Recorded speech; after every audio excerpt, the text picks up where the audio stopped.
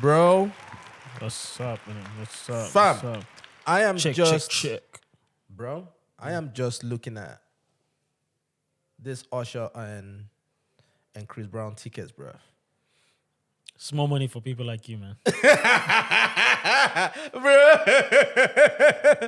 Hey, fam, $500 Yep. for some of the tickets and everything. Come on, stop pretending, man. For you, that's like nothing, man. Bro, that's nothing. I don't know what you're talking about with that. But That's still, nothing to you, bro. You get It's me, like bro? you going chicken and chip shop still. Fam, that is rent money, bro. Bro, it's nothing, man. Bro, that is for rent my money. guy like You got me. It's people like you, bro. It's people like you, bro. Hey. Tell them, bro. Tell them. It's people like you, brother. It's in the reverse psychology. For my guy like Tobes, oh man, you see my guy Tobes, yeah? He's not here at the moment. See if my guy Tobes coming Fam, here. do you want me to spill your beans right now, bro? First of all, there's no beans to spill. My guy Tobes. Tell these guys where you were last night.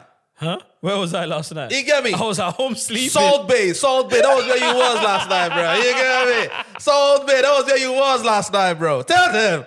Cast yourself, brother. Cast yourself, brother. You get me? My guy, you went and chopped 2,000 pound steak, bro. You know what's mad, yeah? You get me? For a minute, I almost believed I was like, wait. You Was I there? Bro, tell them, bro. I was sleeping. I saw you opening your mouth like that. You get me? My man did all that, bro. I saw you opening your mouth, bro. You get, fam, listen. If I go out with any of my boys, and the chef cut the meat and everything and does that, around the wild. No. I'll give you a back and slap. I'll let it happen. All I'll just do is I'll just go on my phone, delete your number.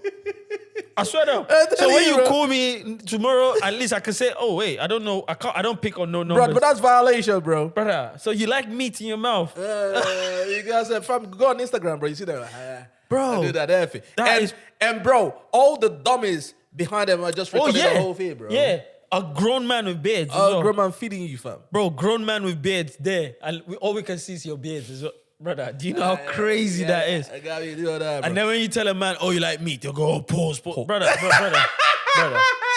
we saw your video, bro. Fam, we saw your clip. Yeah, bro. You and meat are good friends, bro. Don't try it. Don't try it. We saw your clip of that. But the thing is, though, you're out with your girl and everything, yeah? Would you allow the guy put the meat in your girl's mouth? Oh, someone is getting put down then. Is it? Yeah, bro. Are you mad? I don't mind it, though. No. Pass me the thing and I'll do it. Bro, that's the point. I want to feel like Salt Bae. You're a babes. Yeah, nice.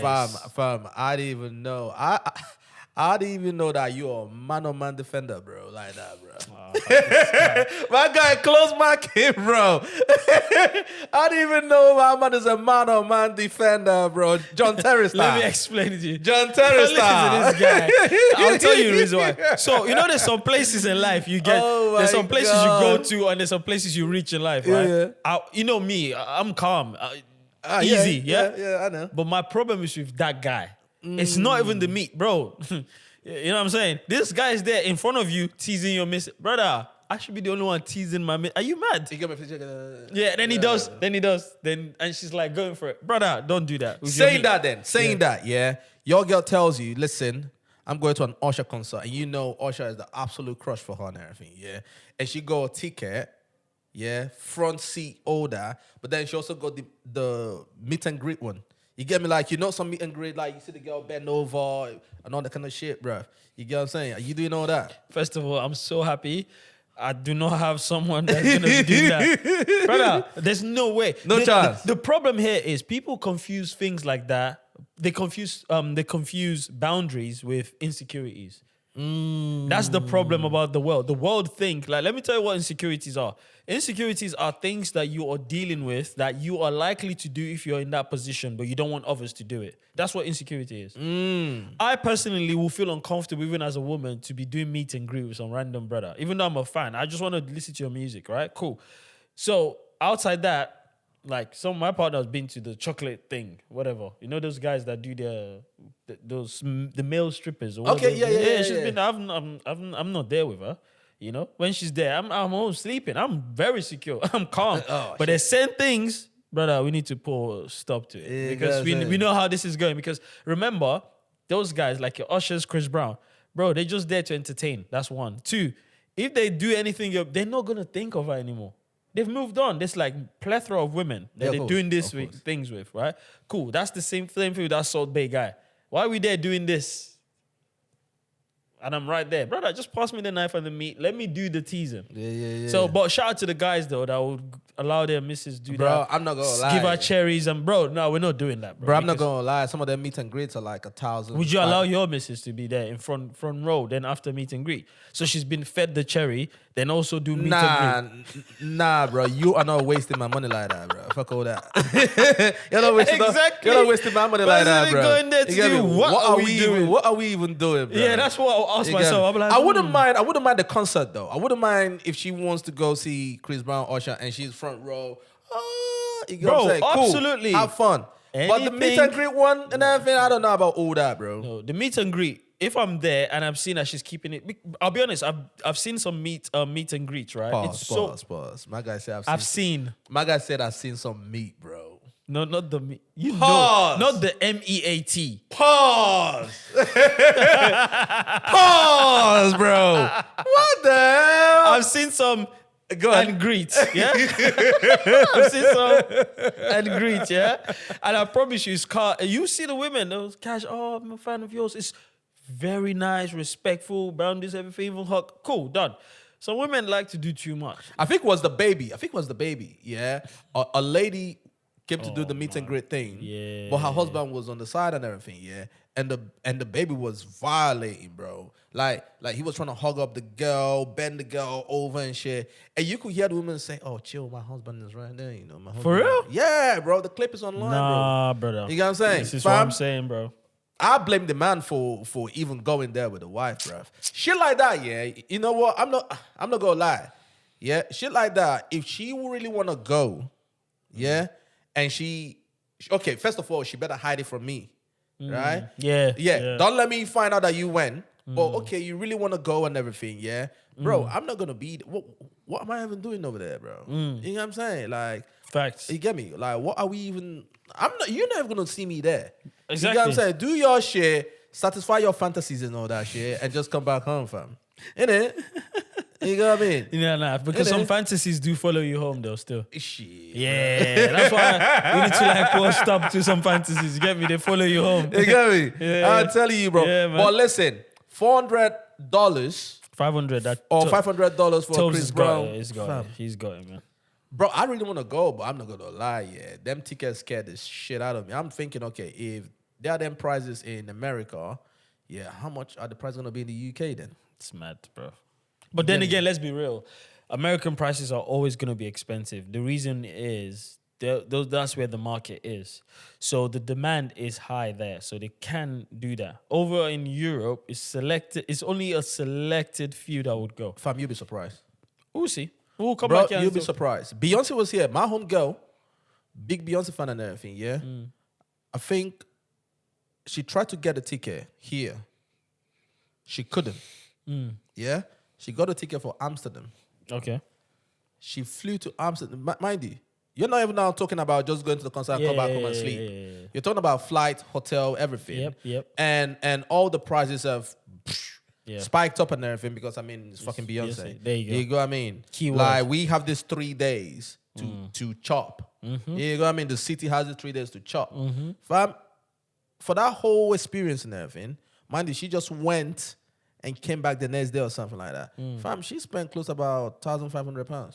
Just like that. No. So some people, you'll be surprised. Yeah. Some people they are willing to spend that. But that's what I'm trying to say. You said Beyonce, bro. No disrespect to my goat, Chris, and another goat, Usher. Fam, you'll be surprised. Again, no disrespect to them. It's It's Beyonce, bro. There's so many. I promise you. What are you trying an to say? old auntie, one of your oldest aunties, know who Beyonce is. She might not listen to her song, but she knows who Beyonce is. Fact. Bro, I don't think that there's anything that Beyonce can do that Chris Brown cannot do. No. We're not talking about performance. No, I'm not talking about performance. No, we're talking I'm talking about popular- selling out. Yeah, I'm Yes. talking about selling out stadiums. Chris Brown, Yeah. Usher, especially Chris Brown, still has that stigma on him. That's fact. Everywhere you go to, people still bring that stuff up, even though we've moved on. Yeah, people in life, man has said, "Yo, I messed up," and that still bring that to him. Even if you even saw some of the comments were like, "Oh, why are we letting this blah blah blah come back to the UK?" I'm like, raw. Beyonce is Clean cut. very clean. Very popular. So much so that they compare it to Michael Jackson, which is blasphemy. But anyway, that's the level, bro, we've gone to. So yes, of course, with Beyonce, the market, she's marketable everywhere. Chris Brown is not just marketable everywhere. You have to understand or like music, like that style of music for you to be a massive fan. That's the difference. So that's why Beyonce can command that.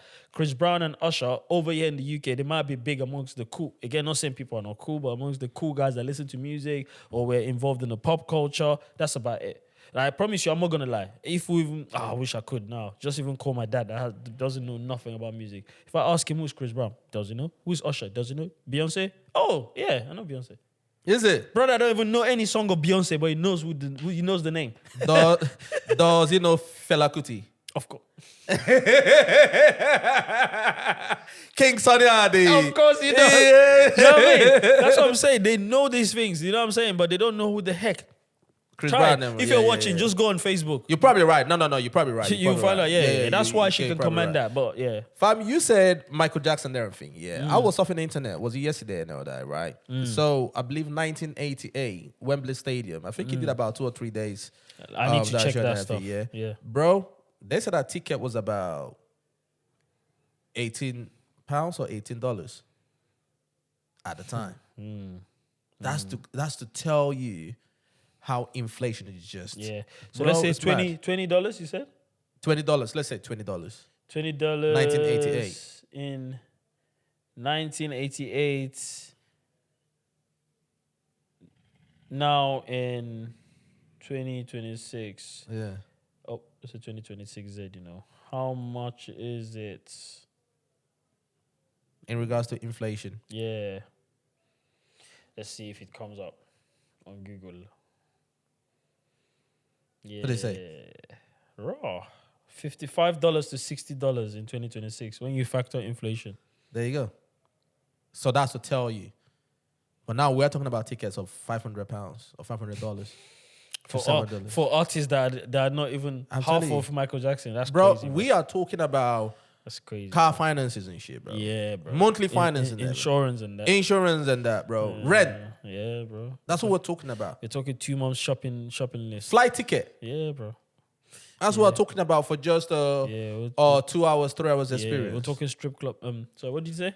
My God. what did you say? My God. What did you say? You and woman. Oh my God. This guy. You and woman are 5 and 6. Hey. See, guys, I asked him, what did he say? He didn't want to repeat it. Fam, we are not even recording this at night. We are recording this in the afternoon. It's so fucking hot, yeah? My man's mind is at strip club, you know. What? Wait. Me? No, me? No, you. Rewind the tapes. He's seen things, mate. This guy. You are woman. Now 5 and 6, bro. Guys, I'm innocent, man. I'm innocent. Trust me. Shit. But yeah, man. Like, shit is crazy when you just factor all that shit in, bro. Yeah, bro. That's quite... You get me? But talk about Michael Jackson, fam. Yeah, man. You went to see the movie, didn't you? Yes, I went to see Michael. Yeah, Michael's my GOAT. If you know me, you know, Same greatest of all time, man. Yeah, man. I was born into having vinyls of Michael Jackson, bro. That's how I knew that, yeah, this guy, yeah, bro. Only artist that is gonna transcend generations. Brother, there's no one that's doing it. No disrespect to even Beyonce, bro. Michael's just bang, bang, bang, bang. Yeah, forever. What the movie was all right because, of course, again, the movie wasn't... Okay, I'm seeing it from a fan, a super fan of Michael Jackson. I'm gonna be extra critical because I'm just a super. I've seen pretty much all his docs. I know all about Michael Jackson to an extent from what we know via what we've been allowed to know, right? But for the kids that are just born in this new era, born after this movie might be like, oh, they might find it more fascinating. For me, everyone did a good job. I'm not gonna lie, it was a good watch. Some things were funny. Some things were so laughable that they shouldn't be in the movie. I would just be saying that, but I don't want to ruin it for others. You know what I'm saying? I don't, spoiler alert. No, really spoiler alert. But just a few stories there, like it's over exaggerated, or they added spice for A little bit, yeah. for what's it called, for entertainment purposes. But outside that, I'll be honest, the movie is decent. I think there's gonna be a part 2 because at the end, think so? Yeah, at the end it ended not abruptly. It ended in a way where it wasn't finalized. So it's gonna be. They said his story continues. Okay, clearly that means they're gonna have another, installment of that. But it was a good movie. Scale of 1 to 10. Scale of 1 to 10. 6/10 for me. Oh, trash then. No, it's not really trash. It's mid in that sense. Yeah, but that's like I trash. said, for me, seeing it as a guy that already knows every single thing that I need to know from the guy that I really like as an artist. Right. Now, if you get like a 20-year-old that all they know is Kendrick, they didn't grow up in that era, bro. They don't know. They didn't know that there was a guy that would just stand and people would be fainting. All they've seen is clips on YouTube or whatever. Yeah. Bro, man grew up in that era. See Michael, he's just standing there like this. Bro, for 5 minutes, people are just dying. Oh, yeah. Oh, yeah. Oh, yeah. Do you know what I'm saying? You're going to go there with that lens. Like, I hope they recreate that moment. I want to have goosebumps. Do you get it? But again, I don't want to spoil it. But yeah, when you watch it, you'll be like, oh, I think I know what he's trying to say. They did a good job, but it didn't. I've seen the real thing. So when seeing this, you're like this. I promise you, when you watch it, if you ever do watch it, you're going to go, oh, I get what you're saying. I'm not going to lie to you, bro. I wanted to go to the cinema to watch it. But on a second tour, I think I saw some people say, some of the celebrities and everything. And everyone that I saw, you're the person that say, everyone say, oh, nah. Like, they should have just left it alone. And to me, that's always been my thing when it comes to this type of movies or shows, especially about some of our idols, right? Especially the ones that just transcended. Like, they should just leave it alone, bro. Because you can never get it right. You like, I don't care the person you get to dance Michael Jackson or sing Michael Jackson and all that. You can never get it right. If you get my point. Yeah. And it's either you tell the full story or you're not going to tell the story at all. You get what I'm saying? Because there is so much to his story from when he was a kid to his controversy and everything. And, normally movies like this, they wouldn't really want to touch the controversy. You get what I'm saying? Like those sort of things. So it kind of, in my opinion, yeah, bro, just leave that legacy alone. I agree. And the reason, this is why, for me anyway. Sorry, I said that to say this. Yeah. The only type of movies or shows that I like, if they want to recreate whatever they want to do, is it has to be like my favorite gangsters, like the Italian mafias. You get me? Or some sort of scammer or drug dealer. And even that, they don't know. They never get that exactly right. Like Madoff. You get me? They want to do something about Madoff. Or something like Jeffrey Epstein and shit like that. They never get that right. That's like documentary style. Now, this is a biopic, right? Yeah. Because it's a biopic, unfortunately, I love my biopics made by neutral people. In my opinion, sorry to cut you off as well. In my opinion, if you want to do something like this for Michael Jackson, it has to be sort of like a documentary, series. You can't tell the full story in 2 hours. I get it, but if you're in the world we live in where everything is in installments, literally now we're going to that phase where we need a part 1, part 2, part 3, part 4 to build and generate income and revenue. Of course, it's a good idea because everything now is built in the sense of a series. So that's why we have loads of series that are really better than movies, right? The truth is, if you want to have a very good biopic, never allow people close to the story to do it because there's going to be some sense of bias. There's going to be bias, yeah. First of all, the executive producers are pretty much almost all the Jackson brothers. They're not going to paint the brother like an idiot. Hell no. Yeah. The main guy acting as Michael Jackson, that's Michael Jackson's nephew. Brother, he's not going to... Do you know what I'm saying? But if you want to really get a good biopic, like for instance now, if Tobes was executive producer, he doesn't have any like... Bro, I want to tell a good story. Man is just going to tell. The controversy will be the first thing they'll do as like a prelude to the actual movie and people get involved in it. But of course, these guys are looking, Jermaine Jackson and all these guys, they're trying to protect their brother's image anyway. Of course. But then also, I don't know how I feel about someone else, for example, acting or performing like Michael Jackson. Because at the back of my head, like we grew up watching Michael. You get what I'm saying? And when I see someone else want to do that, it doesn't just, I don't care how good the person does it. It just doesn't hit it. I know for what me. you mean. You get me? Like, I'd rather you're telling the story, but now get some old footage or whatever. You get what I'm saying? Like go to the archives and all that kind of shit. You get what I'm saying? I get that. Yeah, to me, that's if you want to do something like that, do it like that. But then do it as a series or documentary as well. But if you want to do like movies and all that or remakes and everything, yeah, there are a couple movies or franchises that I just feel just leave that fuck alone, bro. One is The Lion King. Yeah. You get me? You see all the remakes of Lion Kings that No, they've but done, to all be that? fair, they've banged though. Some of them. I've never watched any of them. Oh wow, it's None. banged. I like them. You get me? The one actually do well. the one that was his face. I'm like Aaron did that made him famous. That all the ladies were going for him. Mufasa, or whatever. Yeah, oh, that was a very good. Is it? Mufasa I never watched that. solid. The one that Beyonce I did. was shocked. I never watched that. That was a flop. I'm gets- just putting that one. That one should have never happened. I never watched that I'm one. Sorry. Yeah. It was okay. No. My memory of Lion King is the classic one, the first one. You know what I'm saying? That's one. Two, I'm seeing remakes of Mortal Kombat and Street Fighter coming out, bro. Leave the classic the way it is for me, And I bro. agree with you that they should be left alone, but that would be selfish. Why? Because Why? These remakes, or should I say, ones that they're for posterity's sake. So they're trying to introduce them to the new generation that don't know nothing. But they're not getting it right. No, that's what I'm trying to say to you. To us, they're never ever gonna get it right. Okay. Because we've seen the original. Yeah. The kids that didn't grow up on that would see that and think, oh, that's the original. That's so cool because they've never seen it before. It's the same way where someone goes. This is what I always say to people: when you go into the toilet and use the toilet and you don't look after it, yeah, the second person that comes in would know that you did that.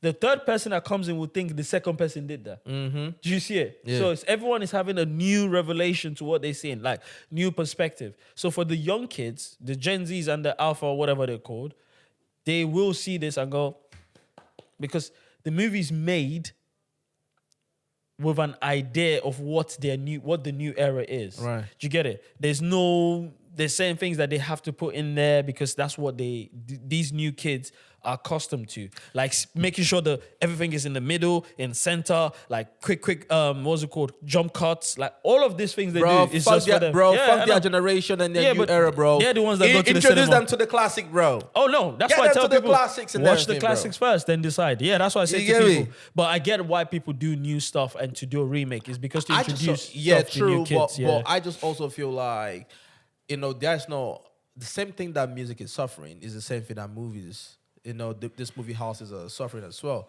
They just not a lot of creativity anymore. You get me? They just want to find the old shit that banged, remake it, you get what I'm saying, repackage it and everything. Just like you said, for the new generation. Bro, if the new generation want to watch that shit, introduce them to the original ones. Yeah, bro. that's In my what opinion. a lot of times, a lot of these new guys are. For instance, if you even use like your Afrobeat, some people go listen to a song that was like a banger in 2006. These new kids will say, the replay value on that didn't age well. You're like, huh? But the new song you're listening to interpolated that song. So what are you talking about? Do you get it? So I understand why these guys are doing that because they need to make money and they need to get what they need to get from a certain generation. 30 years from now, Michael Jackson might probably be flying in the sky. We know he did that to an extent where he was in the hole and stuff performing and they had to like put stuff to get him above and get him out of the place because, it was madness, right? We get that. But 30 years from now, the guy that's going to recreate that is going to move mad. He's going to start adding bits that never even happened. But no one is bothered to go check the first one because they're like, just lazy, bro. That's how this generation is. It's what's in front of me. That's what I'm going to do. Lazy to do research. Lazy to go and make your own, your own, create your own perception of something or come to a conclusion or something. I'll wait for someone else to tell me how to do it or da-da-da-da-da. And yeah, man, that's where we are. I hear that, though. Shout out to Michael, man. The greatest of all time. Facts, though. When we say GOAT, his GOAT has to have bass. Yeah. GOAT. Yeah. What a guy. Well, bro, just before we introduce ourselves and everything, bro, I'm not gonna lie, I'm still getting headaches from some of this ticket price I'm seeing, bro, because the Jay-Z one as well, bro. The Jay-Z one, the one that he's about to do. I'm like thinking, bro, concerts are no longer about fans anymore, bro. It has never been about fans, mate. No, it's always been, it's always, at some point, it was about fans, but now it becomes like, people with money. If you have the money, if you ain't got the money, just watch on YouTube. Yeah, or because just watch clips? I mean, I'm an artist. I want to make money from what I'm doing. So No, of course, no, yeah, cool. I mean, you can still make your money. I get that. Yeah, you want to make money from your label or some of these business houses or whatever you want to call that, right? But your fans are your fans, though. You get me? All your fans are not rich. You get my point? And which is the reason why Life Nation is going through the trouble that they're going through now. yeah. You get me? Because I believe it was a CEO. it's monopoly though. So from Yeah, them, I believe it was a CEO that was caught on a hot mic talking about how stupid the fans are, Yeah, or you whatever. said, yeah. You got what I mean? Like Life Nation is in a hot soup and all that because they've monopolized the market, you know. And in my opinion, it shouldn't be like that because you're now saying if I ain't got the money, if I ain't got £500, £1,000 or whatever to see Jay-Z or Beyonce or Usher, Chris Brown, and everything, yeah. And these are like my favorite artists. That's it. I'm fucked. You get me? While you now see people, yes, they have the money, but they probably just go in there as bragging rights, or they just it's FOMO. you get me, or they just taking a go. You get what I mean? Yes, They be like, yo, it's- let's go see. People You go know? there for fear of missing out. Back in the days, people go to concerts to actually experience it. You know, that's an experience. But now we have loads of everyone who've got their phones out. People are not really enjoying it. They're Yeah. just there to show to the world that I was made there. it. That's it. I could afford it. So yeah, fans, don't worry about it, man. Music, when it first started, the idea was for the artists to express themselves and show you that they have a talent, that they want you to be part of what it is they're going through.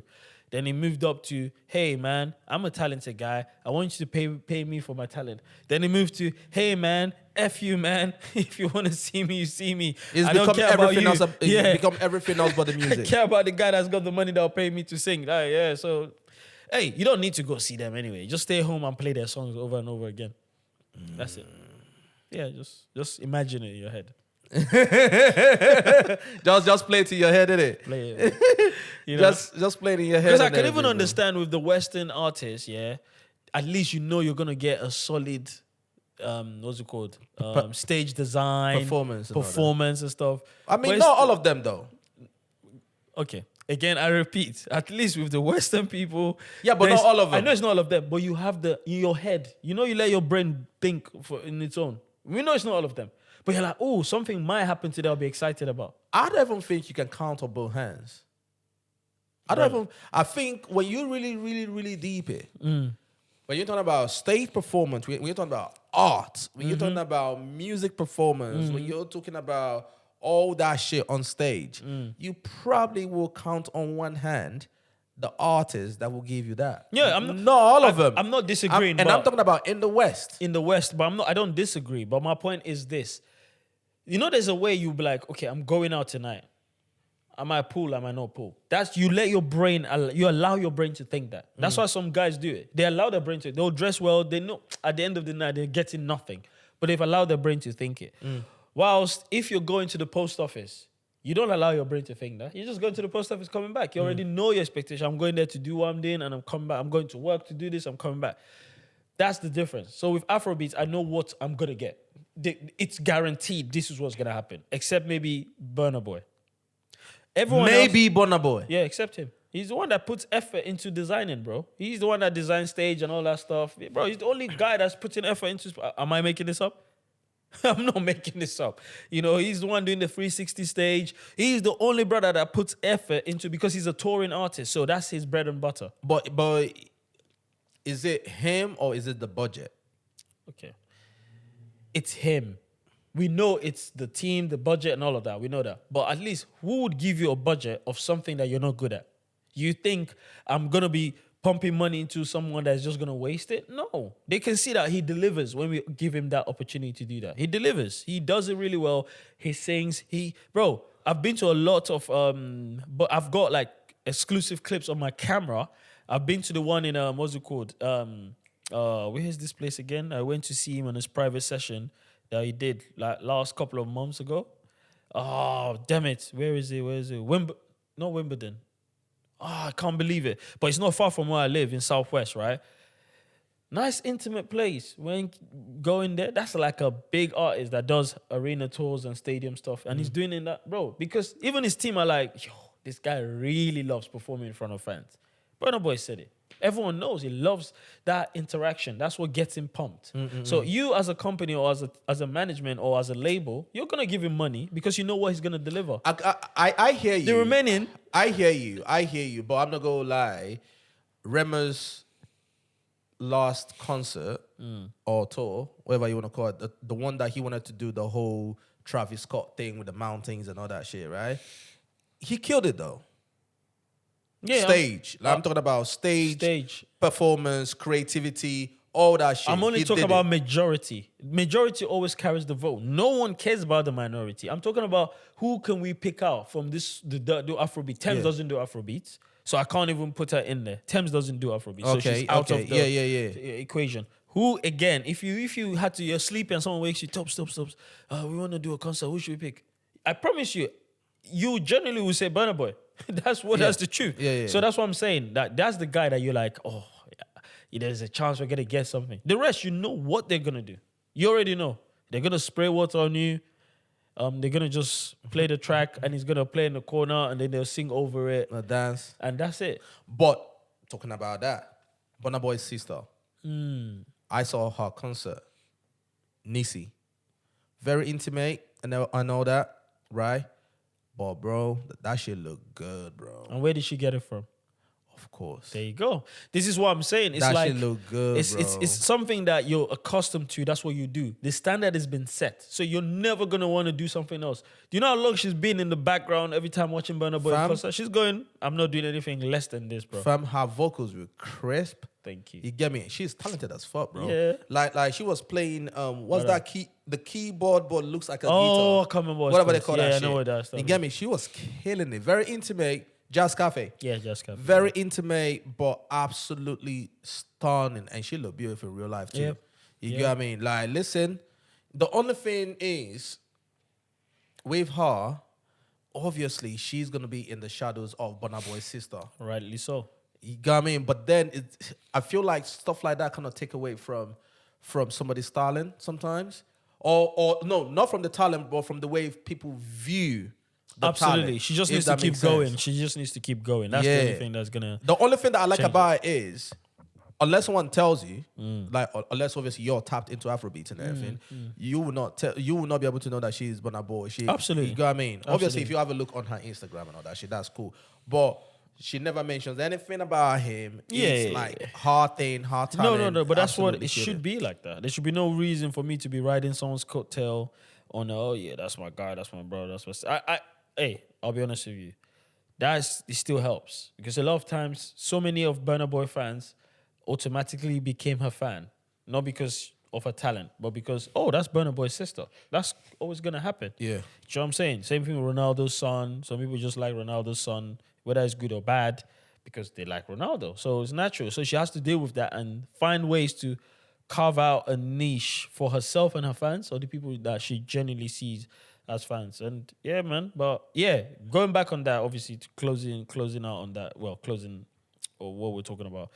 Yes, I just think with that performance stuff, you know what to expect from your brothers on the left. You don't know what to expect on your brothers from the right because, of course, you're right. There's a handful. There's of a handful out there, 100%. But again, life goes based on majority. The majority always put time and effort into that. On this other side, Yeah. alhamdulillah. Talking about Burna though, there's a clip floating around. Yeah, I'm just gonna play where my man actually asked him. The guy's name is Emeka. Oh, I don't You get what I mean? The guy's name is Emeka. Yeah. Who doesn't know Emeka? I don't. I'm not. You gonna lie. didn't? No, I didn't. I'm not gonna lie.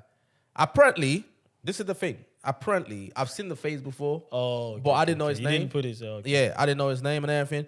But Wait, it's it's Emeka again. No, it's not. I'm sorry, Ebuka. Ebuka. There you go. Ebuka. Yeah, You go what I Ebuka. mean? So apparently, he even asked Burna Boy's mom the same question. 2 years later, he asked Burna Boy the same question. Are you arrogant?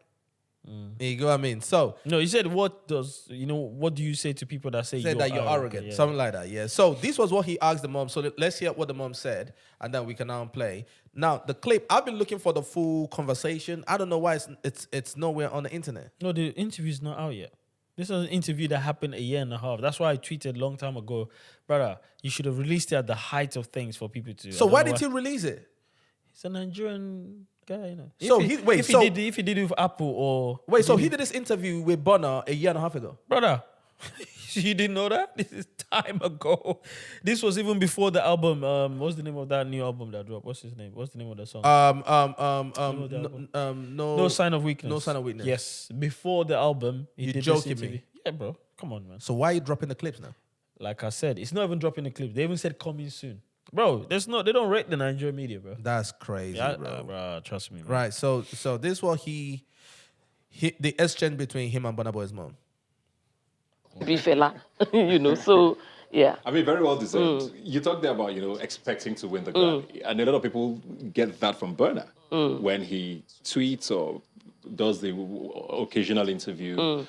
The confidence, which is what you're saying now, sort of is confused with arrogance. Do you mind that he's seen as arrogant? Do you mind that you were seen as arrogant with the way you run the Burna brand? I don't mind, honestly. To answer that quite clearly, I don't mind at all. I mean, I think any adjective they want to attach to you is okay.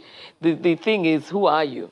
And I think arrogance, I'm not sure.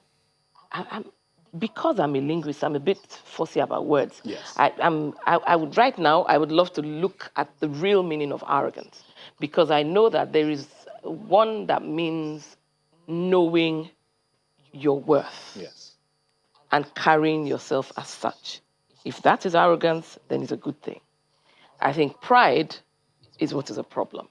If I'm not mixing up the words, I mean, but if knowing your self-worth and carrying yourself as such is not, I can't apologize for that, because I think we were born into a world where we're expected to put our heads down. First, the color of your skin, the color of your passport. For me, my gender. So I don't understand that concept of life. Yeah. I understand that, if I know something, I know it, and I expect you to realize that I know it. And if you don't realize that I know it, then put me to the test. That's it. But you prove yourself. Right. So you get the gist of what you're saying, yeah? Now, fast forward. He now asked Burna Boy the same question. Related, unrelated. Would you call yourself arrogant? Do you know the meaning of arrogant? I don't know. That's what I'm asking. Would you call yourself? No, if you're asking me, that means you know the meaning of arrogant. Because you can't ask me a question you don't know the meaning of, right? So what's the meaning of arrogant? ChatGPT. Do that. I'll wait. All right, listen. Before we jump into this thing, Baba Ebuka, just come out and say what you want to say, bro. Because you've been asking the same question for 2 years. You think my man is arrogant. That's it.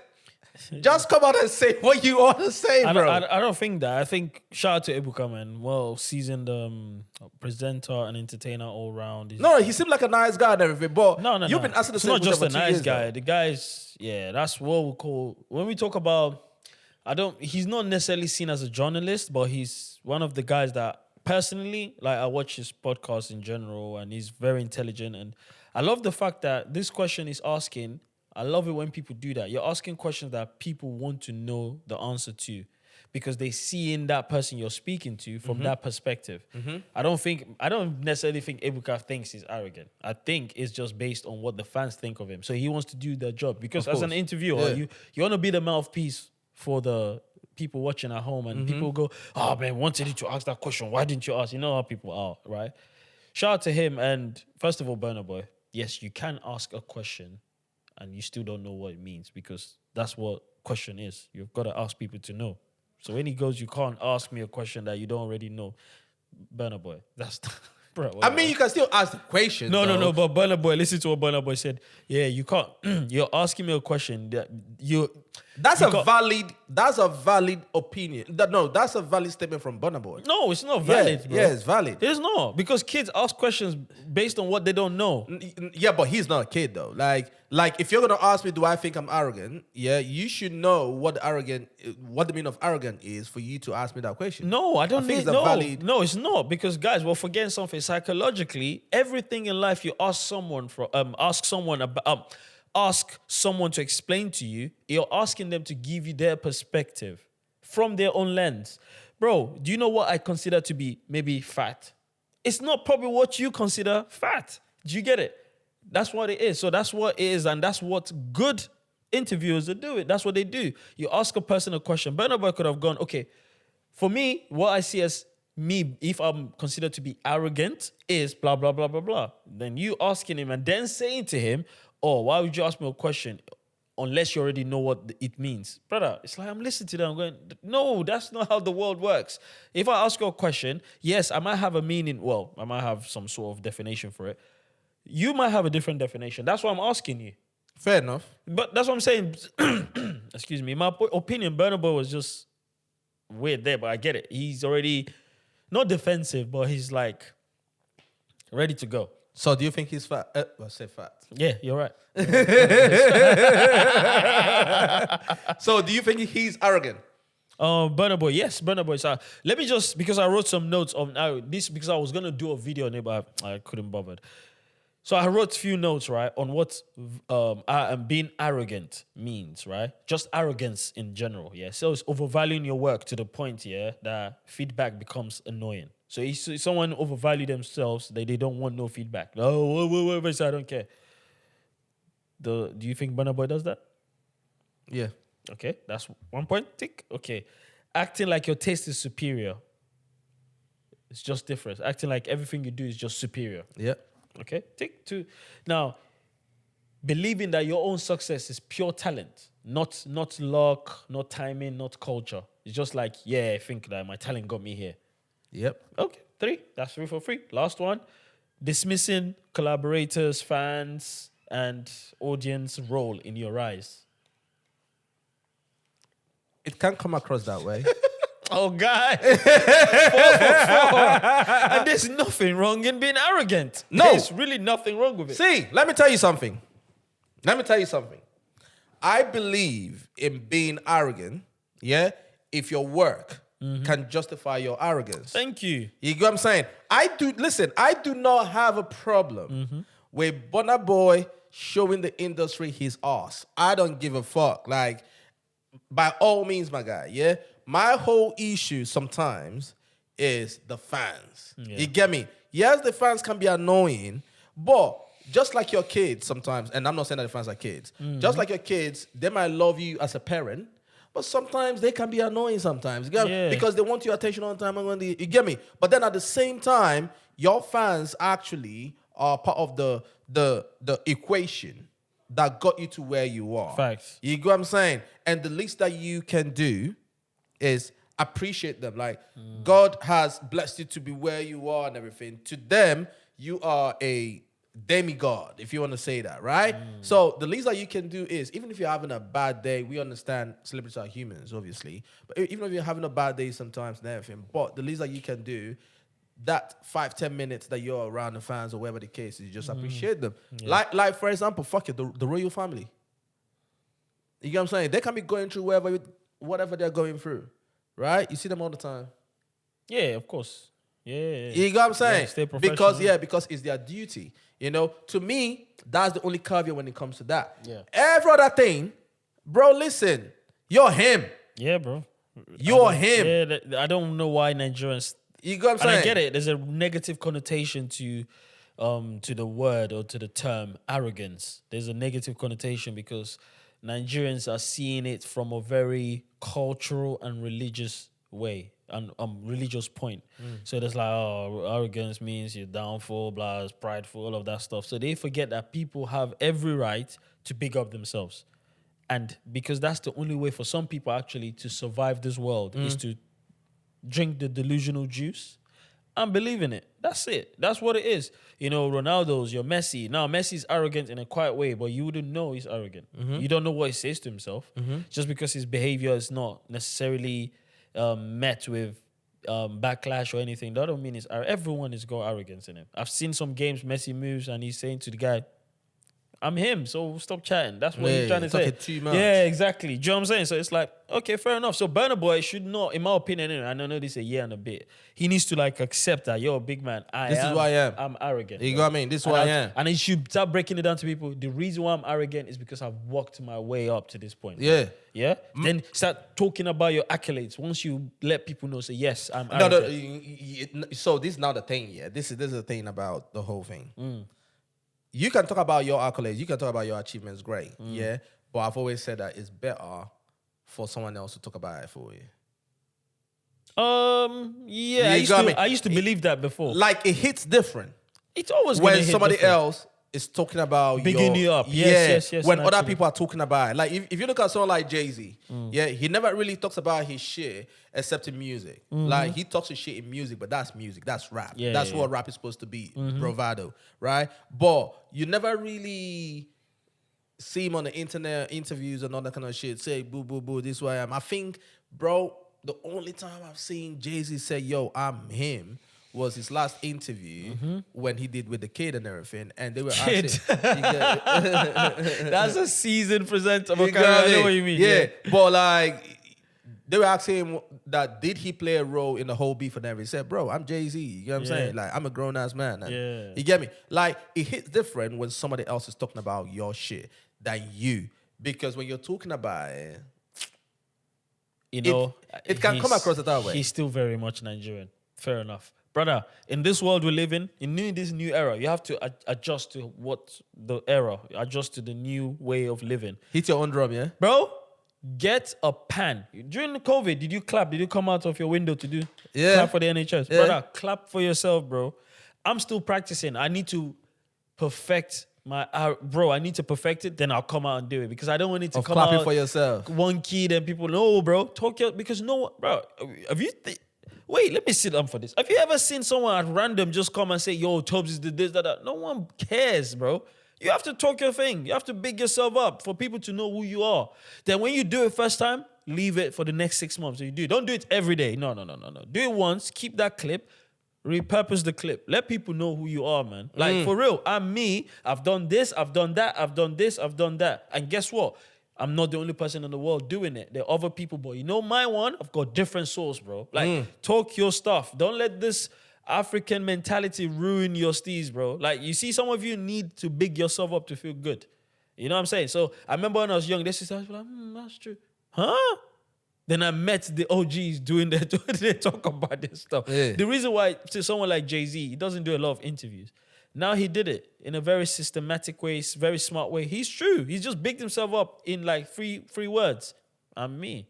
I'm Jay-Z. What would I gain from getting involved in this? You know what I mean? I've been there. I've done it. I've done it with Nas back in those days. So I know what it entails. I don't need to do it, blah, blah, blah. Yeah. It's just unfortunately for someone like a Burna Boy, when he does it, there's like an undertone of aggression and maybe him being rude or talking down to people. Once you're bigging up yourself, don't talk down to no one. Yeah? Just big up yourself. Just big up yourself. It's about me. I don't care. I don't want no one involved in this movie. I'm the director. I'm the actor. I'm the gaffer. I'm the everything. test maker and Yeah, everything, bro. yeah? I will watch this clip and I'll tell if it's good to go. I'm the editor. I'm everything, bro. So, yeah, but it's just a shame that we live in a world where they tell you, oh, let people talk about... No one wants to talk about your accolade, bro. Everyone is looking for ways to look good. You think a guy would just randomly go to a chick you're talking to and go, let me stop for a minute. You see this Tobes guy? He's the... Nah, my man wants to be bigged up too. So go and talk to her. Say, listen, babe, listen, man. I've got 2 cars, landed properties everywhere. What? Talk your stuff. And if it's a lie, hey, just keep going. Guy you like, man. You see, this is what I'm saying. You see this guy, I'm using as an example. Oh my Says the guy that like woman more than me. God. How is the guy that like woman more guy, than me? you are woman. man have 5 and 6, bro. God, you love. In this world. Charlie. Charlie, you love saw me. Shout out to my Ghanaian guys, though. You get me? Shout out to my Ghanaian guys. He likes women more than me. Yeah, you like saw me. Well, we're all padding in it. Let's pad. So that means that you support the run that Omah Lay have been this last couple of weeks, where every interview he's saying that he's the best, he's this, he's gonna be the wealthiest African artist ever. Boom, boom, boom, boom, boom. Like, my man.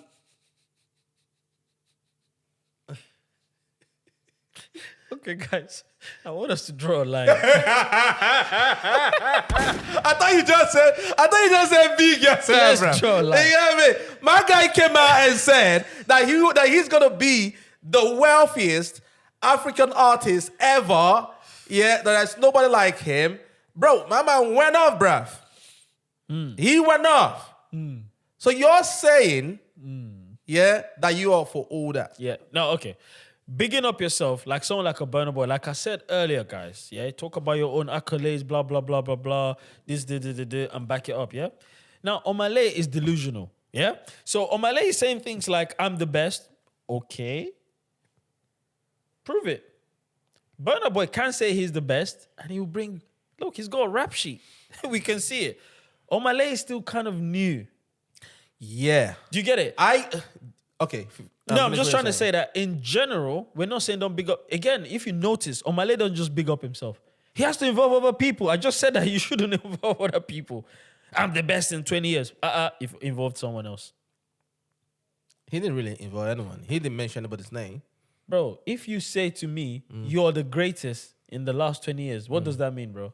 I'm the greatest in the last 20 years. Okay, and that 20 years, you've lived on Earth? It doesn't matter. It does matter. I'm talking about myself. Okay, but we are talking about yourself with a tone of you're involving someone, regardless if you don't mention names. If you say, "Look, I'm the greatest to ever make this style of music. I'm the greatest to ever do it the way I'm doing," and you're talking about your own accolades, just you and what you've achieved, it's so much different from saying none of these guys can do it on my level. Did Omah Lay not say that or not? He said it. He said maybe only Burna Boy. Do you see what I'm saying? So there's always, his one has got like a comma. That's the problem with that's my own issue. I used to be on the same side as you. I used to be on the same side as you. But then I believe it was the Extra Music FM, something like that. Capital Extra. No, not even the Capital Extra one. The latest one that he just did. Omah Lay. Yeah. Yeah, it's Capital Extra, isn't it? Is it? Yeah. No, Kiss Extra. Oh, is it Kiss Extra? Oh, Yeah, okay, Kiss okay. Extra and everything, yeah? So I used to be on the same side as you when it came to Omah Lay, right? Talking about, about, this guy is sounding crazy and everything, yeah? Yeah. Until when I listened to him on the Kiss Extra interview, and I felt a bit of a compassion and I understood where he was coming from.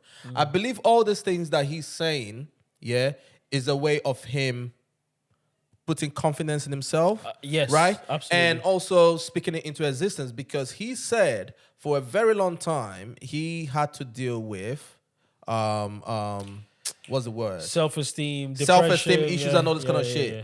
You get what I'm saying? Which made me feel bad, because if you're dealing with all that, yeah, and one of the things that you have to do for your career to obviously go up will be to stand in front of hundreds or thousands of people on stage. That must be a lot. You get what I'm saying? And then obviously you go do interviews and everything. You're traveling to, all these different countries and all that, right? Coming from where you come from, your English might not be, all polished and everything, right? Now you're stepping into these rooms, everybody's looking at you like, okay, let's hear what this person is going to say type thing, right? I can understand that depression and all that, but then I think there was a switch in the last year, 2 years, but recently that made him feel like, you know what, I've got to big up myself. Yeah. Yes, I might be sounding crazy because he sounds crazy. You No, know what I I mean? won't say crazy. Like he sounds crazy when you listen to it, another person listen to it, I'll be like, yo, fam, like, what the fuck? You know what I'm I saying? think Like, he sounds delusional. There's a difference between being crazy okay, and cool. in my opinion. You yeah. know, but I can understand where he's coming from. I think that's too. his way Of- of telling himself. No, giving yourself confidence. Yeah, but now this is, instead of looking in the mirror in your house all by yourself and say, yo, I'm him, right? You're now having to say on the radio station type thing. You get what I'm saying? And everybody's looking like, yo, what the fuck? Yeah. You know, because in my opinion, I like that. I like that he's doing that. But then also, I feel like it also takes away a little bit from the music in the long run. In the short while, obviously, if you hear it for the first time, I'd be like, yo, who the fuck is this guy? Let me go check his music out and everything. Cool. But at some time, it becomes a bit gimmicky, right? That everyone talks about him and not his music. And that's my point. Finally, You get my point? Finally, we're there. Yeah. Yeah, you got me, noise, music, and everything. So sometimes I kind of feel, and then the media, this is the dark side of media. The media is going to play into that role. Like Keith Estra did. You get what I mean? Like they did. And that was so... No, Kiss actually did not do that. Yeah, they did that. No, it's the people that got the clips that did what they did. You know? Are you sure it wasn't the radio station that did No, it? the radio station has played the full clip. Whoever got the first, you know, these guys are looking for ways to monetize and stuff like that. What they've done a jump cut. So, just before we continue, for people that don't know what we're talking about, right? The last couple weeks, you know, Omah Lay have been in some interviews and people expected him to big up Davido, right? Because obviously, the new song that they had with you, right? That song was nominated for the Grammys and everything. So everyone was thinking, yo, like, your first time being at the Grammys was because you collaborated with Davido, right? Or rather, Davido. We expect you to show him some respect, but Mama was bigging up Burna Boy and everything, right? So a lot of people saw it as a slide towards Davido. So now he did this interview with Keith Estra, where the clip came out, where the interviewer said, who are your idols that you looked up to and everything, yeah? And Omah Lay was naming all his idols. You know, Drake, this, that, Burna Boy, Wizkid, and everything. But actually, I believe the second or the third name that he called was Davido, yeah? But whoever clipped it, clipped out Davido's name. Yep. You go what I mean?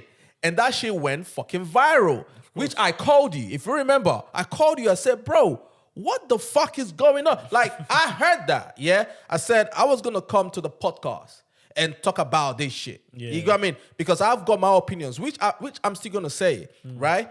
But then a new clip now came out, and obviously he mentioned Davido in the clip. Yep. So, whoever did that, the clippers and everything, yeah, I understand the whole trying to go viral or media games and everything, yeah. But that's so dark, Ray. That's so dark. And it made me appreciate the fact, yeah, because people always criticize people like Drake or people like Jay-Z, right? Because they want to have control of the interview. Like, Drake is not going to sit down with you if he doesn't have control of the interview. Jay-Z the same way, yeah? Sometimes I hear it when artists want to do that. Because imagine someone like Omah Lay sitting down talking to this radio station, waking up the next day, see everything online, putting out what he did not say or what he did not do in regards to the whole not talking about Davido and everything, yeah, or bigging Davido up. He will feel a type of way about that. How can you feel a type of way when Kiss Extra? No, but people saw the first one that was clipped before the Kiss Extra one. Yeah, no, but that's what I'm trying to say, that Kiss Extra would know that, oh, yeah, that's not what we put out. Even Omah Lay would know that's not what we put out.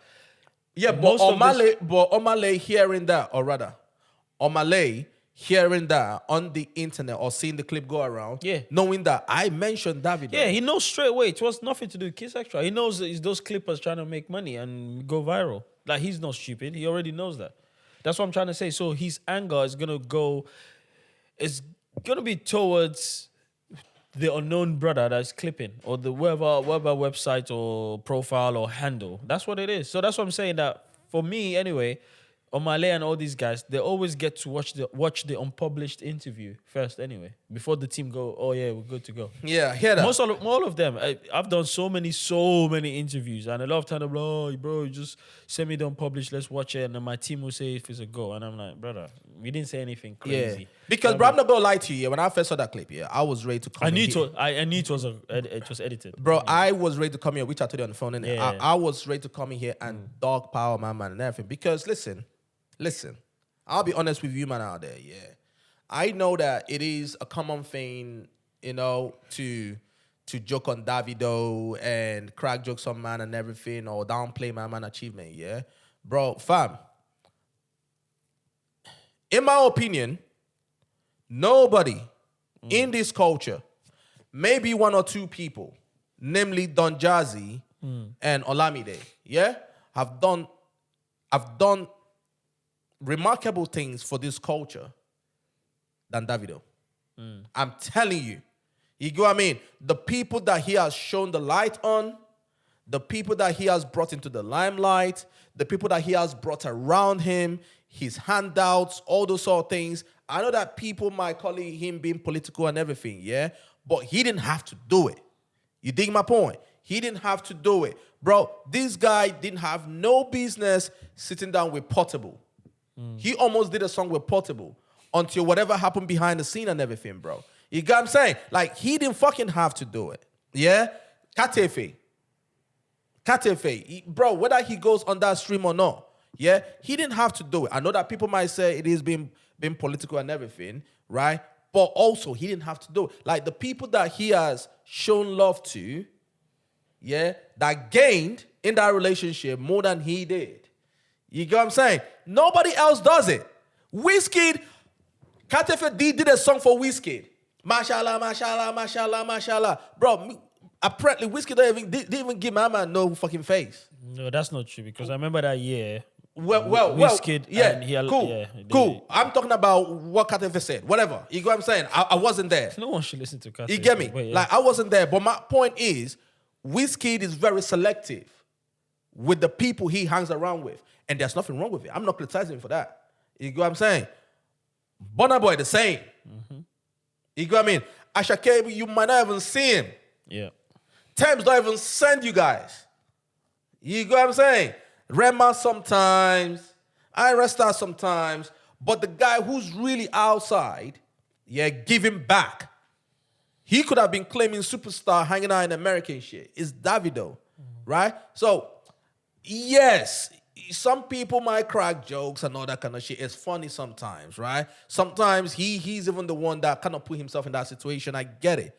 But, bro, people got to put some respect on my man's name, though. No, that's facts. Absolutely. When it comes to, respect and giving credit to someone, Davido's number one on the list. But hey, let's not do this whole, he's doing this, giving back, brother. These guys are here hungry for the limelight. These guys are here hungry for the validation. I told you 2020, I'm going to tell the truth. Davido needs to do a lot of the things he's doing. Hey, I'm an artist. Why? I have to stay on. Bro, my name has to be in the algorithm. It needs to. Whether he benefits or not, he has to. You see that whole idea of, do you know who's benefited more from the whole Katefe stream? To the world, yes, Katefe has benefited more. That's to the world, monetary side, financial side. But guess who has gained a lot in his cachet? Davido. How? Because from years to come, people would always attach Katefe's rise to Davido. So who is seen as the greater person here? Davido.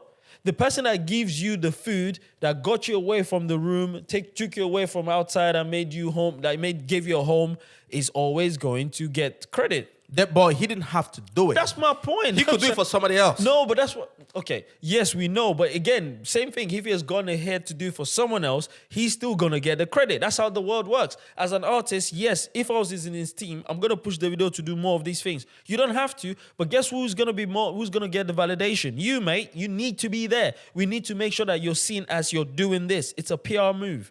Like, I'm so happy because everything that's happened now, every time someone talks about the situation, whose name pops up? Davido. When Kata Efe is talking to another artist saying, man, now anytime I play Davido's song, again, that name, Davido. So that's my point. So it's nothing negative, nothing bad about that. It's great.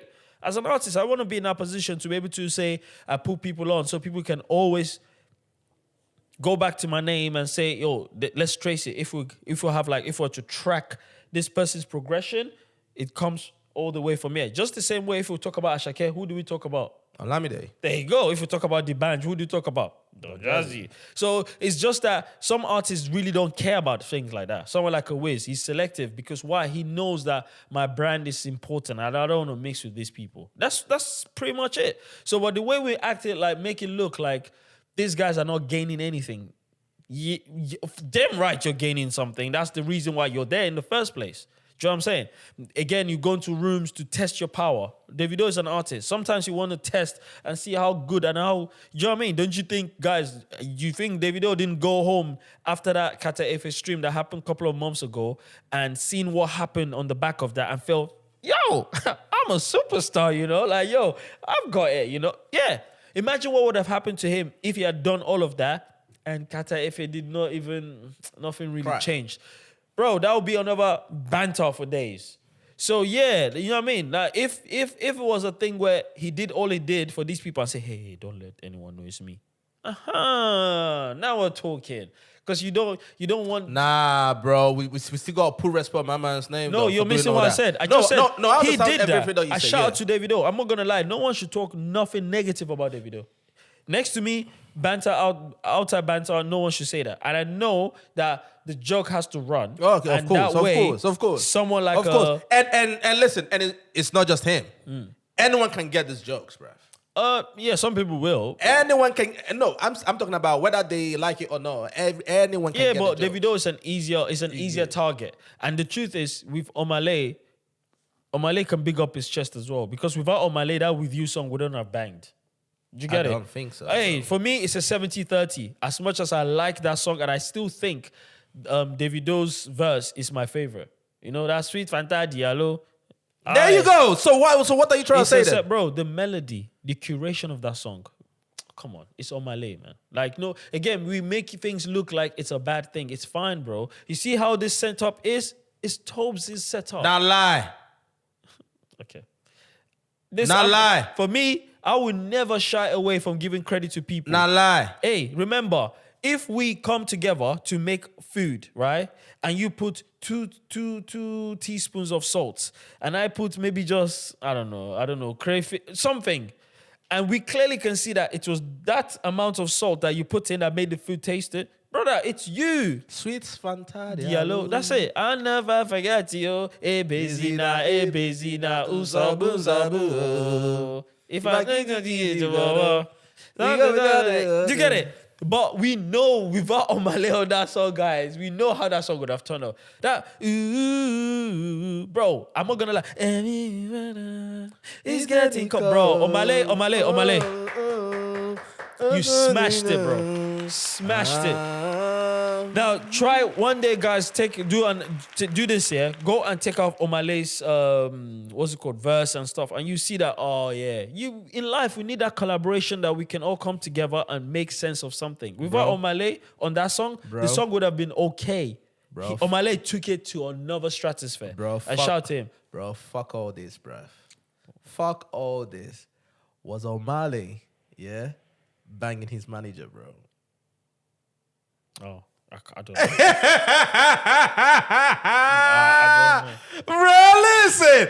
Fuck all this shit that we're talking about music and everything, yeah. Says the guy that said I like woman. Look at where the guy go hang ball. Look at where this guy go hang ball. This guy, you see, you too like woman. Oh my god. Says the guy that said I like woman. Charlie. So what was he doing? You too like so. Alright, listen. Was Omah Lay piping his manager? Buzz the plug, bro. Fuck all this shit, bro. Was he? Alright, listen. I had to do 1 + 1 equals to 4. You get me? Is she still the manager? No. Oh, okay. They fell out. Yeah? Let me put this together for you, cuz. Yeah, so this was the interview that he did with Capital Extra, right? Check it out. With you, we saw you at the awards and thing. How was that experience for you? I had a major breakup inside the Grammy, you know, like What, with the missus? yeah. Like I've been in this relationship that I really thought that this was gonna be it, you know. Ah, brother, I'm trying not to laugh. Yeah, I was just trying to imagine the scenario. So it's Grammy nominated. So what? You could have won, and then wifey's just. it was a moment for me. I was really lost there. I was really lost while Justin Bieber was performing. I was having my own show right inside the Damn. thing, and it's like and it's like it was kind of embarrassing for a moment, but I didn't win the Grammy, and I also. And your girl, oh my God. Oh. Yeah, but I mean, a win is a win. I got nominated, and like I was there. So, Bro, you won, fam. Don't watch nothing. We won. Does that explain why you shaved the head, though? What happened was, I tell you the truth. Tell me the The truth truth now. about shit. So you heard that, yeah? Guess who the people that unfollowed each other? So you guys still do this unfollow thing? Yes, we see it. Okay. Yeah, we see it. Fair enough. Guess who did not post his album when his album came out? The manager? Yeah. Oh, okay. The Managers don't really post the album. Bullshit. Let's not act. Let's Okay. not I act. can mention so many Yeah, managers. no, true. But let's Yeah, not no. act. She always was posting my man shit. Oh, that's what it is. The Oh, Wii she used U to and do- everything. Oh, She okay. was posting. She's Oh, okay. everywhere. Okay. You get me? The bottom man everywhere together. Omah Lay used to have our photos on his Instagram and all that shit. Deleted all that shit. Right? But them unfollowed each other and everything. She did not even post my man shit. Like, none of that. Clearly, the body don't fuck with each other and everything, yeah? Nobody knew. It has been swelling for time. Yeah? That there was something going on and all that, yeah? Okay. I'm just trying to see how much it was swelling. There you Yeah. go. You get me? The news has been there that, yo, something is going on here and everything, yeah? Because some of their photos was a bit, you get what I'm saying? Guys, I'm so happy I don't know this. I am so happy that I knew this. I'm so You happy, get what I bro. mean? So happy. But I said, you've been in this so-called relationship this whole time. Detective Tobes. Yes, brother. I like that. You get me? Sherlock Holmes. Man said Toby Holmes. Sherlock Tobes. Toby Holmes and everything. Yeah. I said, bro, but that leads me to my conclusion. Talk to them, brother. Talk to them. Where is this? Yeah. I love that.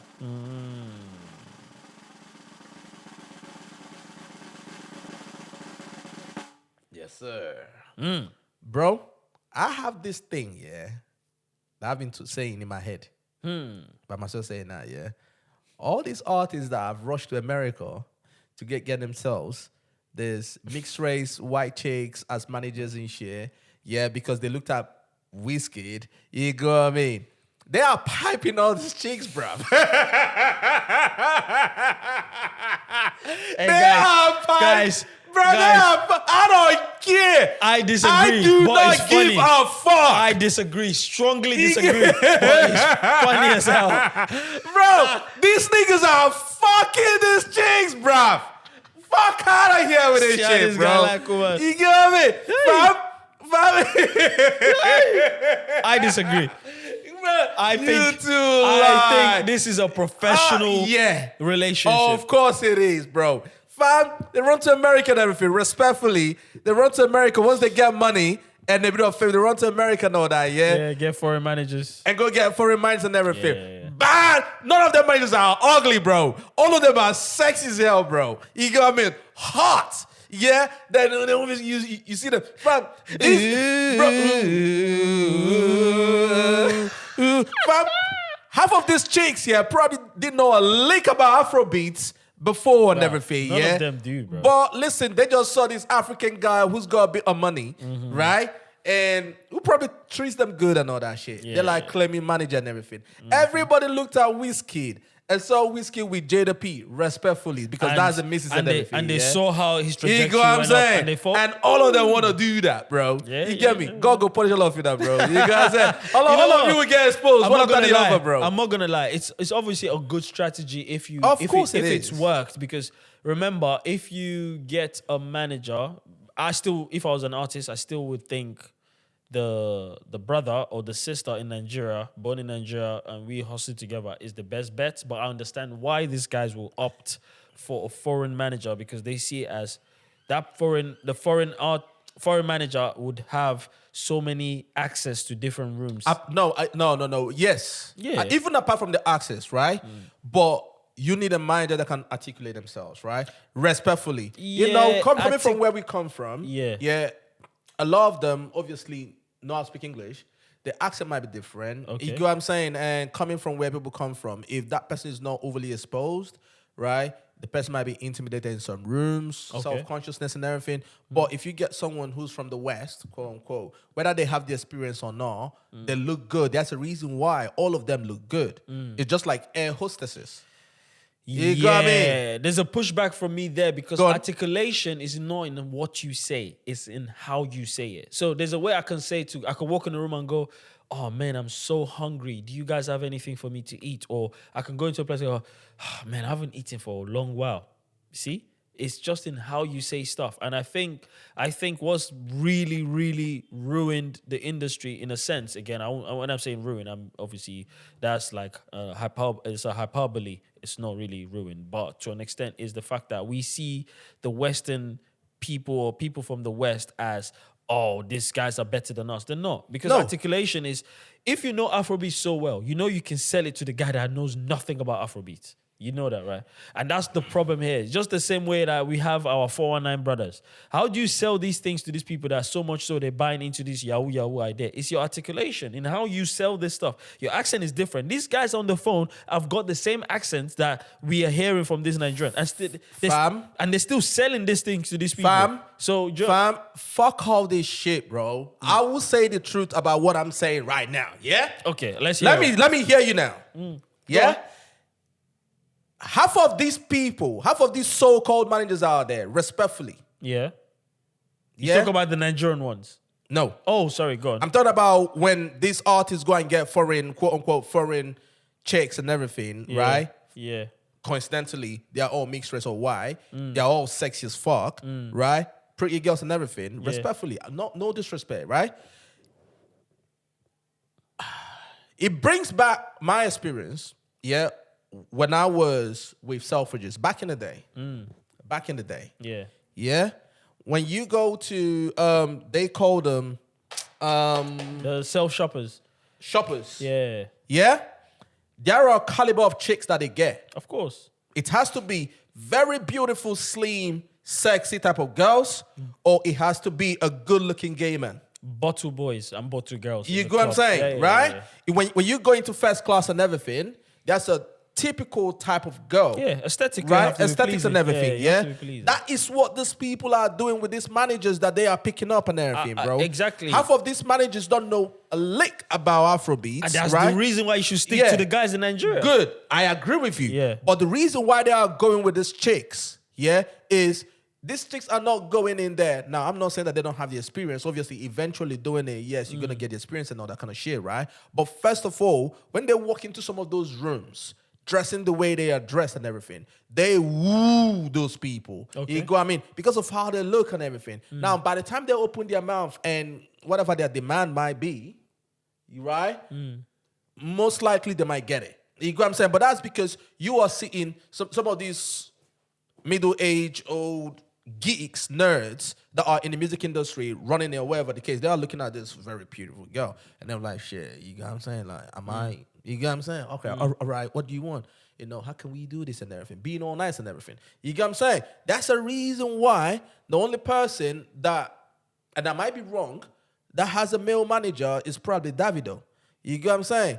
But half of these people went and got themselves very pretty, light skin or white, sexy. I think it's a handful. All that shit. And You know what I'm saying? trying to be fair here. It's a handful of people. The only two people that I'm really aware that, obviously, now I'm just hearing Omah Lay. The only one I know very much so, of course, the Alex woman is Asake, right? Olamide's manager is male, Nigerian. Big because he's married. No, it's not because he's even married. Because he's married? Nah, bro, it's not because he's married. But thing is, manager, I think, Rema's manager, probably. I think, I might be wrong. If I'm wrong, please correct me. But from what I know, male, Nigerian. What's his name? Thames' manager, you already know who Thames' manager is. Davido's manager, you already know who that is. Outside Wizkid and Asake that I knew beforehand, I didn't even know about. So you don't Omah know Lay. who the girl is? Who? Omah Lay's manager. Or ex-manager, bag the Ex-manager. plug. Yeah, no. I know of. I didn't even know she was the manager. I didn't even Oh, know. okay. I Oh, yeah, didn't know. okay, I just okay. thought that were like close associates, people that work together. I thought, do you know what I'm saying? So again, if we're being real, the industry. Fanta, yeah. Exactly. I never forget you. Yeah. Hey, Bezina. Hey, Bezina. Booza. He's a boozer. But the truth is, honestly, if we're being real, we've got more Nigerians managing than not, which I'm happy about. So if I'm being fair, it's just 2%, and that's a very low percentage. Shout out to all my brothers doing their thing. The managers are not they're not your obvious in context to what we're saying. They're not your aesthetically women. There's only 2 people doing it. Well, now at the moment, just one. If we're being real. But if we look at the top 10 artists, if you mention an artist, I'll say I could tell maybe the manager is definitely a male or female. They're not of the same ilk as what we're talking about. So which again I think is a good thing. I just feel like Davido has shown people the way. Get a guy that knows the industry. Get a guy that knows people in that industry, the Afrobeats industry. Get a guy that can actually articulate what his or her artist needs, and that's it. Because these other guys are looking to you for guidance. I'm talking about the guys in the rooms of the UMG rooms, of the, what's it called, Empire rooms. They don't know nothing about the industry. Actually, they want you to sell them a dream. And the dream could be, hey, guys, there's this, I think we need to take advantage of the numbers in Nigeria, the stream, blah, blah, blah. That's what it is, It works if your manager is beautiful. I guess it will work to an extent because that's life, mate. People like beautiful things, You know what I'm saying? So do what you got to do. But shout out to my brothers that are still keeping it local. And please, just because I don't want you to say, oh, I need to get a Nigerian manager. No. Get an educated Nigerian manager. And I'm not talking academically. When I say education in the art, in Afrobeats, in the genre. Yeah, if your manager doesn't know what song was banging in 2000, business as well, though. No. Of course, business. That comes with it. Because if you think about it, you can't be business savvy on something you know nothing about. You're going to lose, bro. Yeah. You could be the greatest businessman on earth. If you know nothing about Afrobeats, bro, the ship will just sail past you. Yeah. Please, if your manager doesn't know the bangers in 2000s, early, mid, and he doesn't know what the culture was like, there's a chance now a lot of things are going to get passed. Because why? He wouldn't know that, we need to target this market now, because I can see the same, there were signs in early 2006 and we missed it. Now we don't want you to miss it. Like, just knowing you know what I mean? Employ people like myself. Yeah? Yeah, my man is marketing himself now. Oh no, I'm not marketing myself. My guy marketing himself. No, I'm not marketing myself. Shout out to all the marketers, though. I'm not. I'm just looking at you. I'm letting you know that. Shout out to all the marketers. I could be your Alex. I could be your master plug. Yeah. I could be your. Bro, I'm not. No, but for real though, imagine we have managers that really and truly want to tell the truth. Hold on. Yeah, well. You said you can listen. Let it go. Wait, brother. Wait, brother. You say you can be your Alex and you can be your bag the plug. Jeez, man. Wait, what client are you? What client are you? No, I'm talking about the female artist. Do you get it? Oh, like also, the female artist. So I'll be there. Oh God. I wanted to find out what are we doing. Yeah, okay. So wait. Thank you, You think a grown man like me would be? Hey, listen. Listen. We just never know these days, bruv. Listen, hey, we don't know. You get me? One that shall never end. We Okay. don't know. All right, let me just say, You gotta there's say. nothing wrong in you wanting to plug the plug. You do your thing, I do my thing on the There other you side. So say, let me just make something clear. Let's clarify. I meant for the female artist. You get me? Oh, this guy, you too. This guy. Because you too. some guys now get my dear, hey bro, you say you're It's making clear, my guy. Bro, Yes. fam, I heard what you said on the pod and everything. Are you available? Bro, I heard what you said on the pod. Especially Are you Then I available? say, can you be my bass the play? Nah, bro. But nah, shout out to those Oh, guys. man, listen, shout out to them, though. Yeah. Shout out to them, though. Nah, shout Bro, out. you were talking about the whole beauty privilege thing and everything. Yeah, man. Did you see that clip of David Hayes? Oh, Going around. brother. The one on ITV? Oh my days. Thank you. I'm so happy you Bro, brought that up. You bro, know why? let me play it. No, before you even bring it up, so people have a context. I'm not going to talk about what it is, but I want the clip to actually do the talking. You Yeah. know what I'm saying? Guys, this is what articulation means, bro. Play the tape, please. I'm going to find it right now. I'm playing. You right. see that this is what I'm saying about is the way you say things. Articulation is not what you say, but go on. Let's do it. Ugly girls have better personalities than traditionally beautiful supermodels. Do you understand why people are so offended by? Because they want to get offended. Everyone's looking for something to be offended by. I think there is. Who's offended by what I said there? Well, okay. Is it pretty girls, ugly girls? Who? Here you go. So this is Emily Baker in the iPaper. One of the most sexist, misogynistic, not to mention utterly bananas comments I've ever heard. Julie Bindel from The Sun. They were deeply offensive and old-fashioned. Our very own Ashley James. It's not banter. It's a belief system that needs unpacking. When it's stripped back, he's saying women's personality is a consolation prize for not being beautiful to men. No, I'm saying if you get 100 beautiful girls, 100 ugly girls, put them in the dark, the ugly girls will have a better personality because they've had to develop it through necessity. David, who made... Because I'm saying, David. girls who get everything, who are beautiful from day one, don't have to develop their personality in general because they can get by in life, flying on private jets, getting everything for free. Uglier girls have to have the personality. But who made you the arbiter of what's beautiful and what's ugly? I'm not the arbitrator. I'm saying, in my opinion, the beautiful girls that I see usually have terrible personalities where uglier girls, fat girls have much better personalities, more bubbly personalities. You have to understand that sort of that idea of what you're suggesting, the image of what you're suggesting, we have shifted so far. But it's the reality. We have reality. But you've got a daughter. You've got a 15-year-old, nearly 16-year-old daughter. How would you feel if there is somebody judging her in a similar way? I'm not judging any specific person. I'm just telling you, in my experience, girls, all these supermodel girls, they've got no personality or the chances of them having it. So I've luckily found a girl who I find a supermodel, in my opinion, and she's got the personality of someone who wasn't beautiful, hasn't had all the doors open for her whole life. So it's like a double win. It's ugly duckling syndrome. It's an actual thing. And there's so many people have commented and said, you're so right, David. You are right. But it's not politically correct to say it. As you said, you reread through the papers, that's terrible. It's the truth. Most beautiful girls don't need to have the personality. Do you appreciate, though, that the comments will be offensive to some people? Everything's offensive to people. You can't... If you try and keep everyone happy, you don't say a word. You have to keep it real sometimes. I just say it how I see it. And you're right, it's not for ITV, it's not for all the... But it's the truth. And I get so much feedback saying, yeah, David, it's finally nice to hear someone actually telling the truth.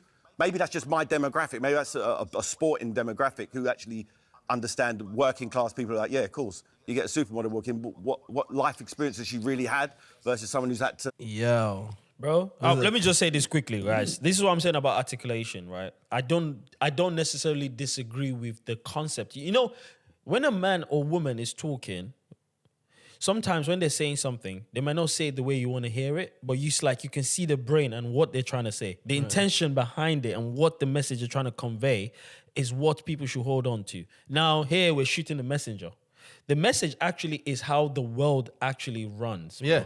The world runs based on aesthetics. Yeah. The world runs based on glossy stuff. Especially in the West. everywhere in the world. In Nigeria right now, the world runs in Africa, every part of the world. It runs based on aesthetics. The same way Apple was so very successful in pushing the product was just based on aesthetics. Yeah. The brand, the glossiness, the premiumness.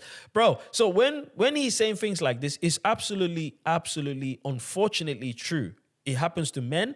And I've realized something. When women are saying, not all women, of course, when some women are saying things about men, in a sense, when they say, oh, I don't want to deal with or broke, whatever they're saying, people watch that and go, oh, everyone is it's not the end of the world. Now, when a man says things like this, you're like, oh, he's such a misogynistic, which it can't come across. He did come across like very, because of his tone, it was a bit aggressive, so it looked and it sounded misogynistic. I think he was just trying to pass his point across because the other man, and this is... He has to do his job. Like, the other man has to do his job, obviously, trying to be like, oh my God, like, so he had to come across that way to put his point across. Like he's defending, because the woman and next to him... The woman is not saying anything. The woman was laughing. Because if she said because anything... she knows that he's right. No, not that she knows that she's right. She's playing, and this is the thing about the British culture. We don't like people that are straight to the point. Straight shooters. You can't be straight shooter. You can't be straight to the point. No, you can't. must be honest, but your honesty has to be coated. It has to be sugar coated. You know what I'm saying? You have to eat through the corners before you get to the meat and potatoes. You have to do all of that. While other countries and other people, like in America and other parts of the world, they just shoot. And that's where the problem lies. Now, the truth is, if you notice, again, I can use football as an analogy because that's a sport that is very, very popular. If you get a player that's played grassroots level, and he's moved up the ranks, and gets to the Premier League, watch how they play football. They're very like, they play like their life depends on it.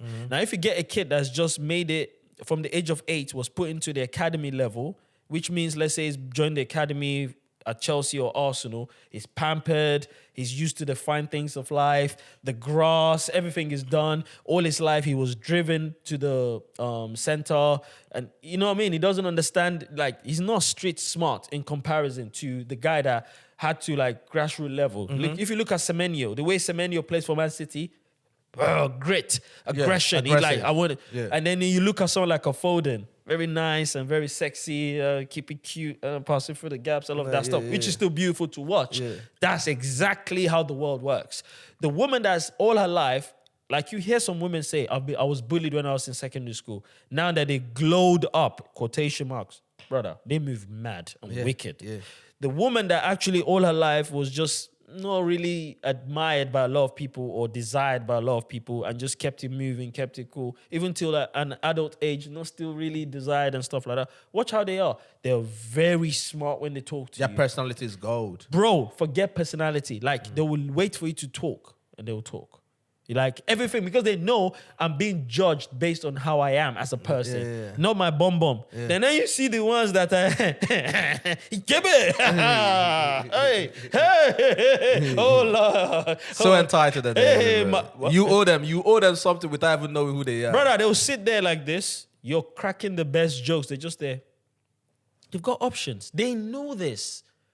So if you don't do it for them, Mr. X there will do it for them. So what do they? They don't need to work hard. That's what David Haye was trying to say. But he was saying in such a way that even me too, I'm like, this mechanic, the way he's charging the car.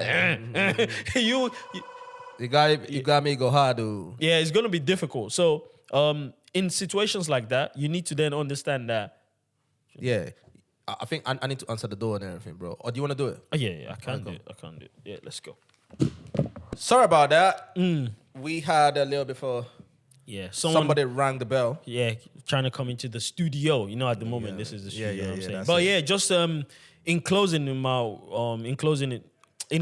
on my opinion about the situation is the fact that we like to pretend that these things don't exist, but they do. Exist. You know what I mean? They do. You know what I'm saying? So even on the male side as well. Yeah, you get me? That's what I'm saying. If you see a guy who's been an athlete all his life, tall, 6'5", whatever, basketball player, built and everything, what do you think is gonna happen? He doesn't talk. You get me? He doesn't need to work on his personality. He doesn't need to even talk. You get me? Like when I was in uni and everything, I remember back then, the politician kids and everything, they're having their way through the chicks. Yeah, of course. You get me? God punish you if you come from a poor family. Yeah. You have to see. grind. Yeah. You know what I'm saying? No, it's facts, man. That's how it Bro, works. if for the You male walk side, yeah. if you have the money, you just stay next to your car, for instance, or you be in. If you're a guy that goes to the club, you just be in your own booth. You know what I mean? They're things, That's they're it. signs, they're like ways you move and Bad they're signs. signals. Yeah, bro, mad, crazy. You got me, bad crazy signals are there. bro. Crazy tangible. What's it called? Tangible pointers to show that, hey guys, I'm different to Mr. X or Yep, Mr. B, yep, Mr. yep. C. So, bro, I know he sounded mad with how his tone, his delivery was what. I don't think he sounded mad. No. I just kind of I'll be feel honest like with he you. was trying to put his point across. No, his delivery is crazy in this era. That's what I'm trying to say. So there are words, there are trigger words you can't use. You can't use the FAT word. Yeah. Is it his delivery or is it just that this era is so sensitive? I promise today? you, it's his delivery. This is what I'm saying is the British way. If he had gone, I know. Yeah, it's the delivery. I know, but the thing is, I'm not gonna lie. You know, we came from that era. You get Yeah, what I'm saying? cool with it. You get I know me? what he's I'm trying to say. I'm cool with it. You get what I'm saying? But the thing is, it's just watching the outrage sometimes. I'm not thinking, bro, we live in different times right now, bro. You know Like, what? It's crazy. I'm so happy. Today, because obviously, you know, as a football coach, I had like an argument with the coach, yeah? And people were scared like it's going to turn mad. But no, this is what I said. We're playing a game. Now, I'll be honest with you, pretty much don't have the full squad. So cool, yeah? So I was speaking to my teammate, I was speaking to my team, and I was speaking to the sub bench saying, oh man, this wouldn't be happening if I had the full squad. So I'm speaking to them and they understand where I'm coming from. You know, making them feel like, yo, this is the reason why sometimes you're not going to get game time because you're not proving or you're not showing yourself. You're not coming to the fray as I'm a contender for a position. Like, yo, you know what I'm saying? And I was speaking to them and the guy was like, yo, man, don't say that, bro. I was like, bro, who are you talking to? Are you mad? Are you crazy? Like, this has nothing to do with you. My team said, yo, bro, but you're trying to, don't talk. I said, bro, I dare you to say that again. Now, he turned to me and like, oh, what do you mean? Are you 5? Back in the days, I dare you don't mean much, really. It's saying, yo, since you're a man, go on. If you think what you're saying, yo, you believe in what you're saying, say it again. Yeah? Now, it's like, oh, it's very aggressive. What? Do you know what I'm saying? So Crazy, times have changed. Do you know what I'm saying? Yeah, so it's yeah, like yeah. in life, you have to understand that sometimes your delivery and what you say, your tone, that's what people go by. Because I can come in here and go, yo, what's popping, Tobes? And some people look at me like, what's wrong with this guy? Is he trying to do this? Or if I go, oh, what's up, Tobes? They'll be like, oh, he's so gentle. Huh? Yeah, it's mad though. How do you know I'm gentle? I might be hungry walking in there and I have no energy. I'm almost dying, bro. I need some food. You know what I mean? Shout out to David Haye, though. Listen, shout out to my man still, but bro, you talked about football though. You see what's going on with Premier League right now, bro. Where did I go? Oh, no. This is one Bro, you see what's going on with Premier I've League? been telling this guy Bro. for months, I'm so happy that Arsenal is not winning it. He goes, nah, bro, they're going to win this. They're going to win it. Okay. Bro.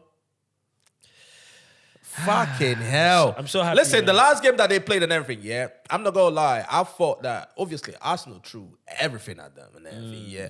Missed some very good chances though. No, they didn't play You bad. get me? Like they played well, but I thought that was what's gonna happen because because football is winch, right? Like Premier League. We had that in a while. I'll tell Okay. you, bro. Well, winch, bro. You Yeah. get me? Because Premier League, right? You will play the same team in FA or Carling Cup. You get what I mean? And play them in the Premier League, and the whole shit will be so different. The same pitch, everything. Yeah. You know what I mean? So I kind of knew that, okay, this game is going to be different from the previous one. You get me? Bro, as that happened, that goalkeeper, they need to investigate that guy, bro. The Mancity keeper, bro. You get me? To see if that guy took money. Honestly. Because what the fuck was that? Donnarumma was trying to do. He was trying to replay what they've done on the training ground. What the hell was that, bro? Brother, time no day, man. Fam. Time no day. Once that happened, I said, there you go, problem, Bro. But then Haaland, that boy. I'm just happy that. You have to be humble, eh? Have to be humble, eh? Hey, man, I'm just happy that at least we have a player like that trolls. I love it. Him, Cherky. Oh, I love to watch Cherky. By the way, I'm a Man United fan. I have no business in praying for Man City to win. I do. But you know one thing that every Man United, not every, most Man United fans would always put first is the downfall of Arsenal. We cannot stand the fans. We can't stand the fans, no. I'm a fan of Mikel Arteta. I love how he coaches. I love his style. I love his philosophy. Unfortunately for him, he's got the worst fan base. Those guys are insufferable. They are the worst people you ever meet. If you see them on the roadside saying, "Can you help me water?" Get the pure water and do and put the sachet down. I say, you go and get your water. Can't stand those guys. So I'm happy what they're dealing with right now. They're dealing with it. Well, because at the end of the day, I want Tottenham to stay up, which I believe they will. The same way I told them Arsenal will win this league. You need to understand that. Bro, it's not over yet, though. That Carling Cup, yeah? Sorry, what am I saying Carling Cup? We're so used to that. Carabao Cup. I know. Yeah, Carling from back in the... I know. Carabao Cup was the best litmus test. You shouldn't allow Pep do that. Bro, Pep is the guy that likes to do foreplay before the actual thing. Pep loves a good foreplay. You see, when his foreplay works well for Pep, you're finished. You know when they say you're a finished man? Donzo. Bro. Curtains. That was mind games. That was the game that went Pep went, oh, okay, cool. Because remember, the same team that beat them is the same team that played that game. So... It's just like you already know. But at the end of the day, you just knew that we need to win this game, whatever we do. Why Arsenal should have been playing for the draw.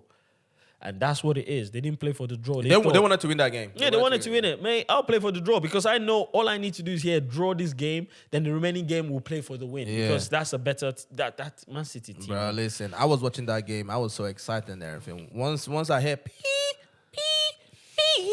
I was like, yeah. Arsenal fans. I was like, yeah. Hey. Bro, I called my boy who lives in Houston. He's coming next week, actually. Like, I'm a football fan. He's a football fan. Bro, this guy flies in from Houston just to come and watch Arsenal play. Oh, that's good. Listen, I love United and everything, Yeah. It's going to take me heaven and earth to jump on the train from London to Manchester to go watch. I know what you mean. You get my point? Yeah, I know but this guy will fly from Houston. Yeah, he's going to be here next week. Man. You get me? I cannot wait to laugh at my man, bro. I love football, bro. Hey, hence why I'm a football coach and I dedicate my life to it. But the point is this. Boys, in life, never, ever get gassed. Don't be talking to me about, we're doing the quadruple. From quadruple, drop to quadruple, treble, drop to double, and now drop to we are in trouble. Now it's going to end in more bottles. There you go. Know, everything just I'm telling you, yeah, bro. From trouble now we're bottling it as usual. And you know what's interesting? You know what? One of the fans of Arsenal, Troops. Yeah, no Troops. So Troops' son plays. Yeah. So on that Saturday. Oh, no. Yeah, because he played on Sunday. He almost had a heart attack. Yeah. So Troops, because I saw Troops on that day, and you could see he was like, oh, man, I hope we don't bottle it tomorrow. Hey, guess what happened, guys? You know it already. They bottled it. So shout out to Arsenal, man. We'll see you guys on the... Bro, we'll see what happens, bro. Other side. They're about to play tonight, though, innit? We'll see what happens. Oh, yeah. They've got to play 2 games now. We'll see what happens. Listen, Arsenal, if you draw or lose 1 game, just forget about it. All right, listen. You know what? Fuck all that, bro. Yeah, you see, all you... gambling companies and everything, you can come and sponsor this show, man. Oh, You know what I'm saying? make sure you We do, have man. a football coach right here, bro. Hey, bro, listen, I'll tell you this for free. So I have a league. I have an app, and then we'll have a code where you can join in and do predictions of games, prediction of stuff. For fun, obviously, there's no money there. So if you want to, shout me and I'll send you the We'll do link. that. Yeah. You know, I'll send you the link. I have the app here. You would have to download the app anyway. It's a public app to everyone. It's not my app. Yeah. It's called it's FOTMob, which is the most popular football app. They've got a little nice stuff in there where you can do predictions for the week. Me and some of my mates are doing it. It's fun. You can join in. You know what I'm saying? So, yeah, man, let's do it. Let's do it, bro. Let's fucking do it, man. Yeah, You man. get me? I can't wait to see how this one ends. It will be so fucking interesting. fam. You know, let me even see if they're playing anything, just to confirm. I know right now there's some games on. I just want to No, I think Arsenal's playing this evening. No, they're playing a 5. Yeah. Guess who won? I told you guys. Who? Tottenham. I told you. Tottenham right now, they are going to cook till the end. And guess who? Oh, West Ham Liverpool. won. West Ham won 2-1. I want West Ham to lose the next game. But my point is, I still want you guys to know that Tottenham is not getting relegated. Shout out to Tottenham still. Shit, bro. I know. Obviously, I've gone invested in interest in Tottenham. Because, There you go. Know, one of my guys. Is Yeah. scouts for Tottenham. Okay. You see him.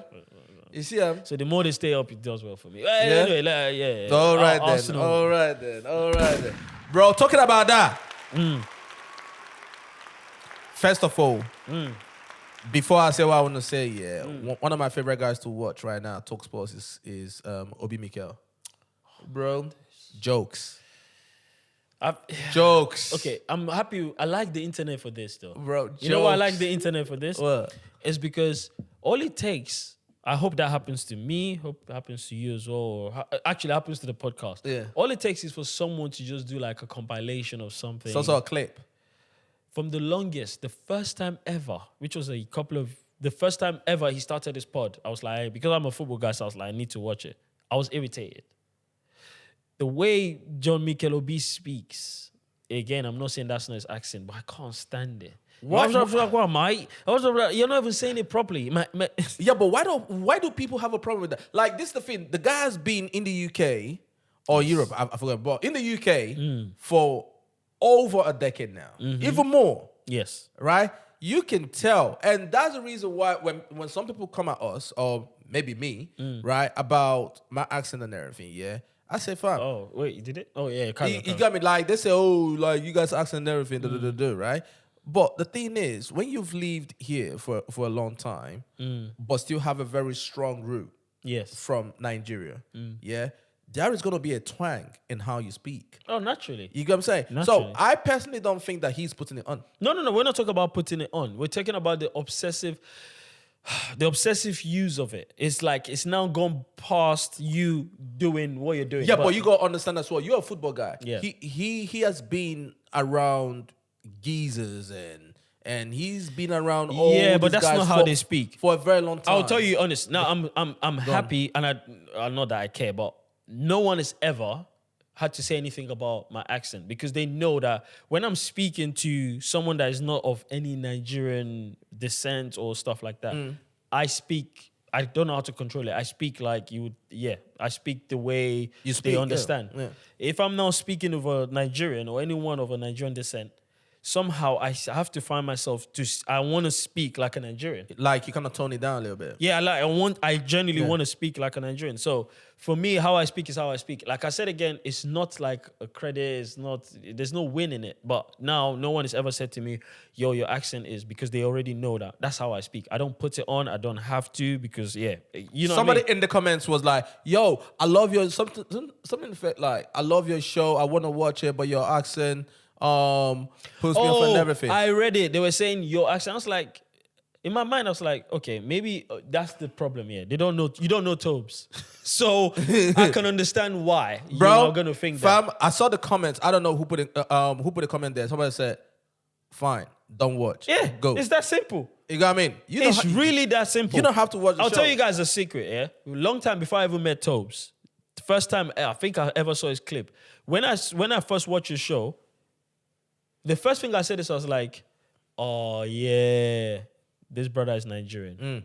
You know why? Because you can see him in real time trying to sound like himself, but also trying to sound like Nigerians to understand him. Tone it down. Tone it down. That's it. That's it. Because I understand the demographic of people that don't. You go what I'm saying? Exactly. He's doing Afrobeats and he doesn't want to sound. Do you know someone else that does that? Madam Joyce. Oh yeah. Absolutely. You got me? Meet her in real life. Yes. Yeah? Yes. That's it. Yeah, absolutely. But on her show, you see how she's trying to tone it down because of the people that are watching her. Because some people will be like, oh, we didn't really get it. They don't. Yeah. Because her show is tailored heavily to the African diaspora. Of course. And also the Nigerians in Nigeria and everything. You get what I mean? Absolutely. Unlike someone like Zizi Mills. You get what I'm saying? Like, she's proper British and all that. So, you know, when I come on here and everything, obviously, I'm trying to make myself relatable, you know, Absolutely. to our people, have fun, crack jokes, speak pidgin, all those sort of things. And I love it. It's You know what I'm always saying? the minority of people that will have an issue. That's the the problem, majority just enjoy the show, saying, yo, guys, next week, make sure you're there, blah, blah, blah. Brother. But someone will always come on the comments and... I know what to do now from now when I see comments like that. I'm like, you know what? You can just come on the show and teach us how to talk. Exactly. Just set up a camera and teach us. But I'm not gonna lie, I do enjoy Mikel Obi. No. Me, I'm not gonna lie. I'll be honest with you. The first time I saw, I was like, You couldn't stand him. I can't. I really can't stand. The thing is, Mikel is a very, very. I believe he's a nice person, but I feel like he panders too much, and the way he's doing the whole like. I say that for fun, and anyone that knows. Even now at work, sometimes they try and copy what I say because I can say it like I'm a geezer, but I don't need to. I'm like, oh, you know, Mike, you know what I'm talking about, Mike. Like, there's a way you speak. You already know that this person has been there or is part of them. But this guy, man. shout out to Mikel Obi, bro. That guy, man. I'm shocked that you guys just caught on. But then again, you have to be part of. It's now part of pop culture. Yeah. But for me, watching it, I'm not an evil. That's why I've never tweeted about it or said anything because I don't like to. Yeah, it's nothing. I do enjoy your show. I'm not gonna lie. Yeah, but thought about that, fam. Another clip that's been going around is Eboue. Did again, that's something that I knew about this, man, a long time ago. Shout out to his son. His son is a baller, though. Yeah, his son is a baller with Chelsea now, isn't it? Yeah, I've seen his son. Yeah, you get me. But the thing that broke my heart was I saw an interview that the son did. For people that don't know about Eboue, obviously, Eboue, legend in his own right. He played for Arsenal, Galatasaray, some other clubs as well. Yeah. Did well, made a lot of money and everything. Yeah, got married to, I think she's Hungarian. I think so. Whatever happened in their marriage, obviously, we don't know the full story and all that. But he didn't sign a prenup, but yeah. Eboue walked so that my man can fly. My guy in PSG, Hakimi. Eboue, you walked. Oh, God. So that Hakimi can fly. Yeah, man. Hakimi looked at that and said, fuck that. I'm transferring everything to my mother, I think, to be honest, I don't think Hakimi didn't even know about that. It's funny. When I knew about this was like 3 years or 4 years ago. And it was just something in the football world we just kind of moved on from, right? And obviously, once in a while, people make reference to it. But the truth is, with Hakimi, it's just something that legally, you know, your should I say your financial management or it could be your investment banker is the one that would advise you for that. For so many reasons, obviously. Yeah.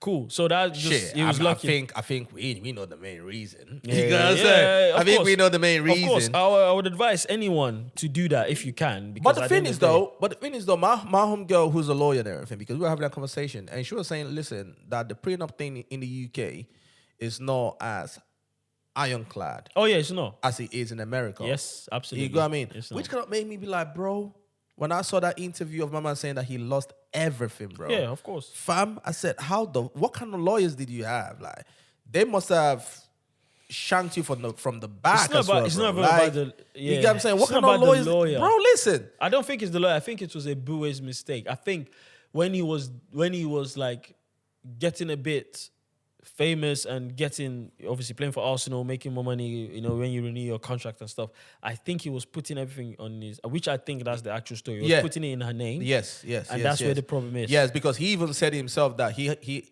allowed her to run everything. Yeah, that's it. He gave me handle all that shit. 100%. So she was probably putting everything in her name. So there you go. So once she's like, we're not doing anymore, there's nothing. It's in my name. Raised my man, bro. Yeah, bro. My guy said that, bro, he was depressed. He could even go back home. He had to go to Ghana for like a couple years or whatever to kind of get himself together and everything. Because fam, I know. And this senior son signed with Chelsea, and you're not there to even like fam. That stuff. So I saw the interview that the son did and all that, right? Obviously, he's a little kid. Hopefully, he learns. But they asked him who was your biggest influence in your life when it comes to football. I was hoping for my man to say his dad. No, why would you say that? Bro, my man said my mother. Yeah. That broke my heart, bro. I'm sorry. This is the person that's there that they're going to talk about. Yeah, bro, that's how kids are. And also, remember that the guy's been prepped before going on that, whatever it is. You know, one of those things, this is why a lot of times they'll tell you to be media trained. The truth is, I would not expect him to say his dad. His dad was not necessarily involved in his life in the sense where his dad was not the one taking him training, taking him all of this stuff. So of course he's gonna say his mom. But guess what's gonna happen to that young man? He's gonna become an adult. And then he's gonna learn. No, he's not gonna learn. Life is gonna hit him. When life hits him, he's then gonna have a girlfriend. He will understand. Then his girlfriend starts to act funny. He's gonna go to his mom and say, Mom, why is this woman acting silly? Then guess what his mom is gonna do? Don't worry, I've got you. let's put everything in my name. Let me Let protect me you. protect you. Then he's just going to be out one day drinking. Conversation come up. Then he hits him. Yeah. Wait, hold on a minute. Wait, oh, snap. I am becoming my dad. My dad did not protect himself. Then fast forward, he's going to have an argument with his mom. His mom will be like, I don't like you anyway. You're silly. No wonder you're like your dad. Oh, Yeah. I'm like my dad. Yeah. Oh, let me reach out to my dad. Yeah. Hello, Dad. He will learn. How are you doing? I'm fine. How are you doing, my son? Dad, I hope you're not upset. We're men. Bro, when you go to his comments right now, if I'm telling you, when you go to his comments right now, yeah, go through the boys' comments. Matthias Eboue. Yeah. You see the comment there? Yeah. Fam, reach out to your father. Yeah. You get me? He's not going to understand it now. He's not gonna understand it right now, bro. Understand it. You get me, bro? I felt bad for my man and all that shit, bro. But God, And the damn. mom, by the way, in that picture, sorry, this is so looking at the picture of when he signed, like the signing picture and stuff. By the way, if you've never been in that situation, you would understand. It's such one of the most amazing. Again, I'm not saying this to sound like arrogant or anything. I've been through that. I've seen it. I've done it and all of that stuff. It's such an amazing moment. And to be fair, you want to share with the people you truly love. When I say sign, I mean I've been there. And the way Chelsea do it, it's amazing, bro. I swear down. You would think you are the greatest thing on earth. The way Chelsea do the signing day. I got one of my boys signed a year or 2 years ago. So it's such a moment. It's like an amazing day. The experience is something you never forget. Even for the kid, even if Chelsea you don't make it into like the first team, you will never forget that experience. That's an amazing experience. Yeah. Now, this is the key thing. In situations like that, the fact that, again, Pops wasn't there to like maybe even be part of it. For me, when I saw the signing picture, the picture they took, and I saw the mom pregnant again, I said, hey. I'm telling you, bro. I looked at the picture again, I said, hey. Say no more. Say no more. Shit crazy, bro. But listen, salute to them there and everything, man. I hope everything goes on well for them, bro. Fam, what's going on between Fat Joe and Banton, Can't stand that guy, man. Whoa. Let me address something. Go on. Please. Because sometimes when you write stuff online, especially in comment section, people might misconstrue it. Shout out to Shopsy Do. I love the stance he takes in everything. I actually like it. It's a smart move, especially if you're protecting your brand, if you're trying to be that guy that people don't necessarily see as troublesome or controversial. So when that clip got released and Fat Joe said there's this guy disrespected Banton. That's facts. Whatever he said, he disrespected Banton. Oh, yeah. That's not even where I want to go to. The first thing when he said Afrobeats started in Jamaica or whatever. Bro, that shit Watch crazy, this. bro. Shopsy Doom then went ahead to make his usual videos and whatever. And the video was for me, I was like, okay, because he didn't really address anything. Instead, somehow, he ended up bigging up Buju Banton's new song. And I was like, what? You get it? There's a way, because he's such an intelligent man. I thought himself, like, yo, we need to put a stop to this. Yeah? He's right. He talked about the elements of Afrobeats, his borrowed elements from like the reggae, dancehall, blah, blah, blah. But there wasn't, that authoritative pushback that someone would go and be like, you know what, this guy is really respectful. He made a point. He did not say anything outlandish. He told us exactly what it is. This brother did not say much that I could say, okay, he was speaking for the genre. Brother was just there talking about Buju Banton's new song. Listen, I get it, man. You guys need to eat and come on, man. At some point, we've got to be real, man. Now, it's really upsetting. I'm not going to lie. Like I said again, shout out to... Hey, listen. Listen, People gotta do what they gotta do. That's all man. say, But we need to start calling it out, man. We definitely need to. You need to start calling it out. We definitely need to defend our shit more. No, because those guys there, if there was a guy like your Ak or someone else, they will come out there and say, yo, what are you talking about? They won't be disrespectful. Now, okay, academics could be disrespectful, but do you get what I mean? Someone that's talking about the genre, that loves the genre. You're meant to speak about that genre. Now, moving back, fast forward, jump into what thing said about how disrespectful Fat Joe was to the genre. Let me play the videos then. Oh, okay. Yeah, Because this is not even the first time. I know that. That's Burna why I Boy wrote. said that, yeah? I said that. Yeah, cool. Fat So- Joe, you mean? Yeah, Fat Joe. Yeah. Yeah. So this is the first time that he actually talked about this. You know, the legendary Buju Banton reggae artist, he got another artist out of Africa calling himself Buju too. So I've been hearing this. You know, there's only one Buju Banton. He's from Jamaica. Hey, I'm keeping it a buck. You know, the legend. So this was like the first time. Yeah. I believe this was like a couple years ago. Yeah. Yeah. And now they now had Buju on their show. Yep. And this what happened. Yeah, Buju, you know, it was a guy in Africa, fake guy, used a Buju name. You know, I dissed him on TV. This was when I was hosting the Wendy Williams show? Shut him down. He changed his name. Yeah. I told him there's only one Buju Banton, the Don Gargamel, Obi. this, that. On TV, it went back to Africa. The guy changed his name. Now he's X1312 or something. Motherfucker changed his shit. I don't play that shit. And then Buju, Fuck that. you know, like most people, they get the name from their friends. They get a name from, you know, do some stupid shit and people name them. My name came from my mom. Yeah. So it wasn't a name given to me by my friends. And I took the name Banton due to my adoration for Burna Banton and his musical delivery in the dancehall, you know, because ever so often we have to keep reminding the people that there's a distinguished difference between a DJ in Jamaica and a DJ here. Like, the DJ here is the guy who plays the music. The DJ in my country is the guy who hold onto the microphone and talk on the version, speaks on the beat. So prominent one from in those eras, Burna Banton, you know, came to America, made a name for himself. So Buju came from my mom and the Banton. All right, cool. So we get the gist, right? Benson now replied him 24 hours later and said, the hate in your heart and your misinformation about African music and its artists is why your chromosomes are all fucked up. Educate yourself, bozo.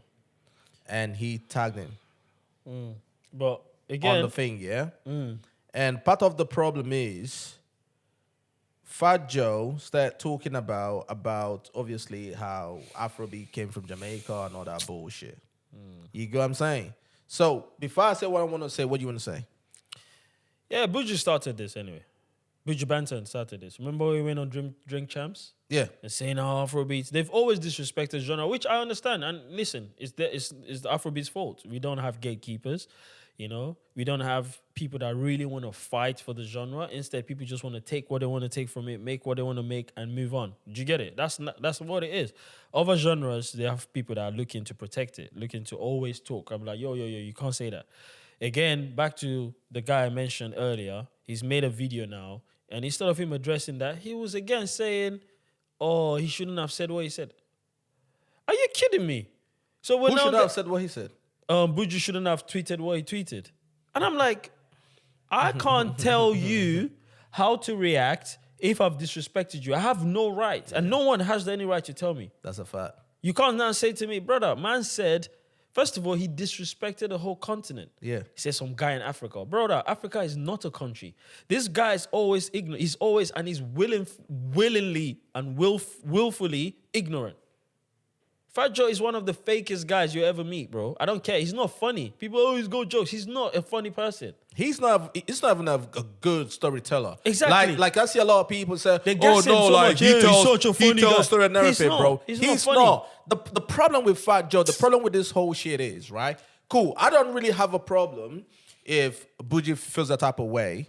Not Benson, Buju Banton, right? Yeah. I don't have a problem if he feels that type of way because, I mean, cool. Yeah. He made a name with that name and everything, yeah? But let's put things into context, right?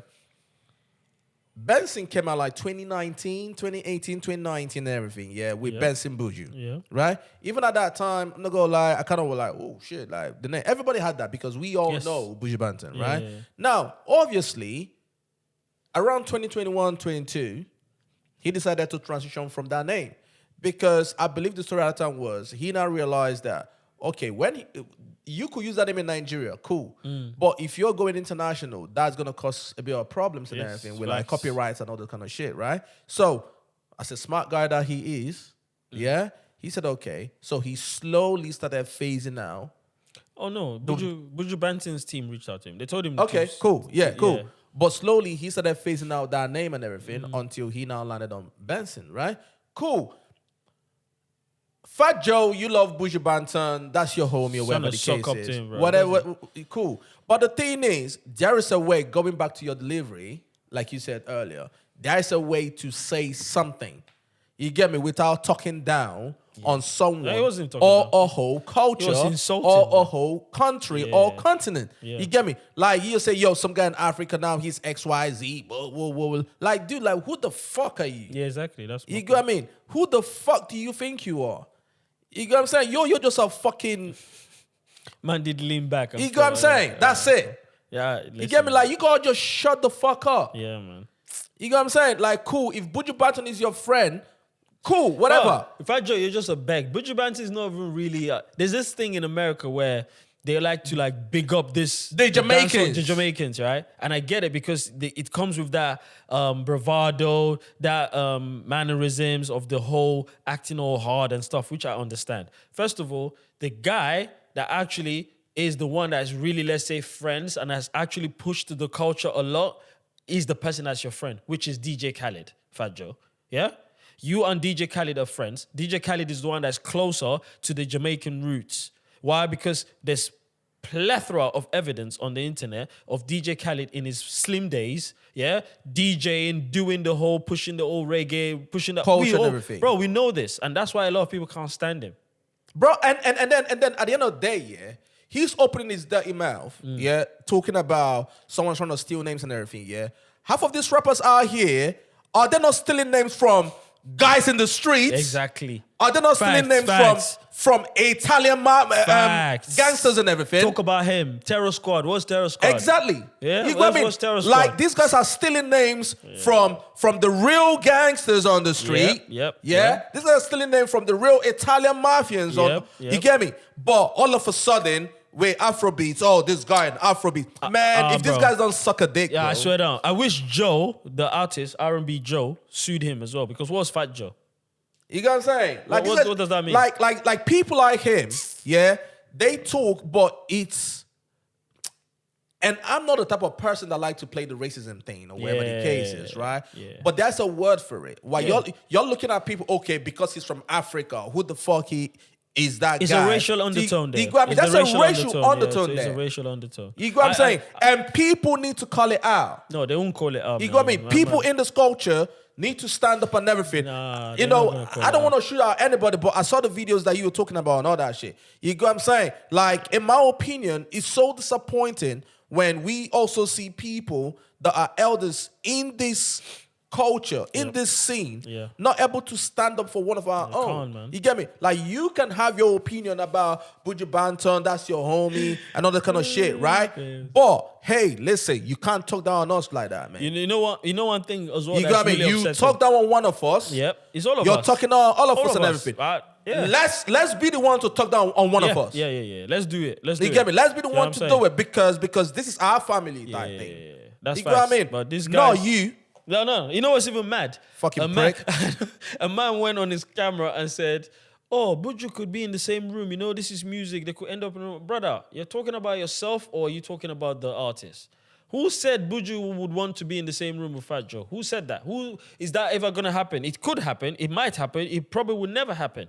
Let's address the buffoonery first before we start to bring who gives hypothetic. a fuck? I don't care exactly. Bro, who gives a fuck about Fat Joe, bro? Yeah, man saying, "Oh yeah, let's keep your butt." But you know, these things cannot be said because you know it's an industry. You know, it might. But and that's the thing. Like, we always want to look up to these people. Oh, who gives a fuck about Fat Joe? We all gonna be in the same room, brother. You're saying you're trying to speak and say because that Buju getting in those rooms as well is equally gonna give you that opportunity to get in those rooms. That's what you're talking about. At the end of the day, forget about this music shit. I'm still a grown ass man. Yeah, man. You got me? You can't talk down at me as if I'm a child and everything, bro. You can still put out your opinion, You all right? Without being all fucking disrespectful. You get what I'm saying? And some people might look at this video now and say, oh, but you guys are disrespecting him too. How are we No, disrespecting we him? are giving back the same energy. Yeah, but no, we didn't disrespect him. I did. He's a fucking prick for that. Oh. Yeah, Fuck him. bro, I don't care about the brother. I You just, know what I mean? he's done it too many times now for me to care. He bro. does that shit all the time. All the time. Like he has this racial undertone.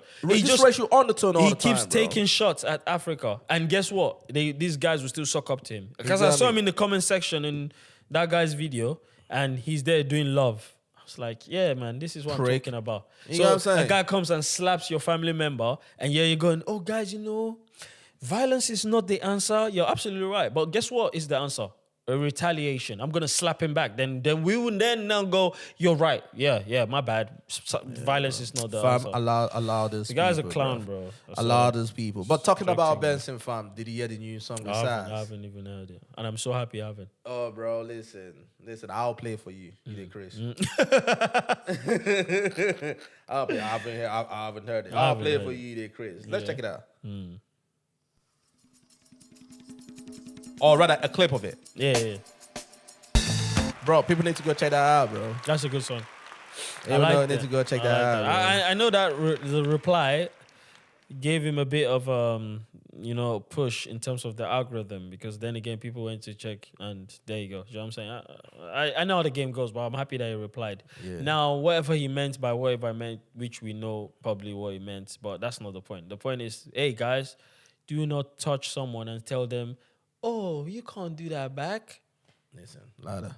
You're going to dictate how someone retaliates. That That makes no sense, bro. I allow that shit. But Benson and Saz, bro, you know what? Saz never disappoints. Yeah. Benson, even though I kind of wish that he's a bit more active and everything, but I know that whenever he comes out, he's out, bro. And also, please don't get it twisted, by the way. I'm not the biggest Benson fan, but this one is, I don't care. I am.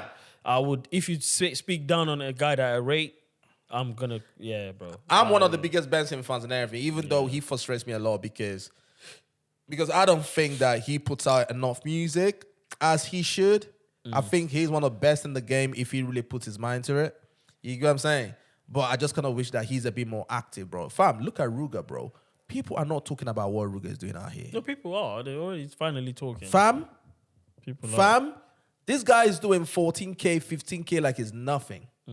My man is in Australia. He's in New Zealand. He's here. He's there, bro. Like, my man is working, bro. Yeah, he's on tour, isn't it? Yeah. You got me? It's like after he came out from his label, or the label that he was signed to, what's his name again? Jones in World. Jones in World or whatever, Yeah. bro. It's like he just let loose, bro. Oh yeah, because he knows he has to do it all himself. You innit? got me? He Do you know looked what I'm like he saying? just let loose, and It's my gotta- man is killing He's it. gonna have to do it all by himself. He no, is yeah, bro. So killing you it, have bro. to keep going, bro. That's someone that a lot of people are not talking about, but people are still gonna catch on to my man, bro, because dude is killing that. No, shit, to be bro. fair, people are aware that he's got good, what's it called? He's got a good pen game. He has good ears for melody. The guy is a very good, and he's a hard worker. So Yeah, yeah, fam. people are gonna like him. Bro, it's like we got some new music coming out. You get me? In the next couple of weeks, bro, the market's gonna be crazy. Which artist? Yeah. Before we jump into that, which artist do you think, when he or she announces that they are dropping, everybody need to clear road? Name in Afrobeats or in the world? In Afrobeats. Oh, in Afrobeats, I think we already know, man. It's just top 5 guys. The top 5 guys. Davido, Wizkid, Burna Boy, Asake, maybe a bit of Rema. Is it? Yeah. And Ashake's album's coming out 1st of May. That was the reason why I asked this question because Adekunle's one was supposed to, my man just clear road and postpone this one to 8th of May straight. Yeah, of course, bro. Why wouldn't you? Bro, Asake, bro, come on. Why wouldn't you? Ashake's not the guy to play with, man. You know what I'm saying? Listen, I will say this, because I'm seeing the promo, the Asake promo and everything, of the sculpture guy doing the whole art thing and all that, right? And somebody in the comment section in our community, FOTB community on X, if you're not on there, go on there right now, My man said, let me just find it real quick. Oh my God, where is this shit? I saved it. I should have just made sure that I had it before we started the The pod. So my man left a comment and said, we need to talk about how everyone is carving things just to release an album. But at least I like his gimmick. And to be fair, it's not really a gimmick because he's not involved. It could just be he took. Listen, it's a good rollout. A way to push album promotion. He's just taking a video of a guy sculpturing something. I think it just means art. Yeah, You that's got what me? it is. That's what I'm saying. But I do feel like it's only a handful of people that can really pull that art thing off.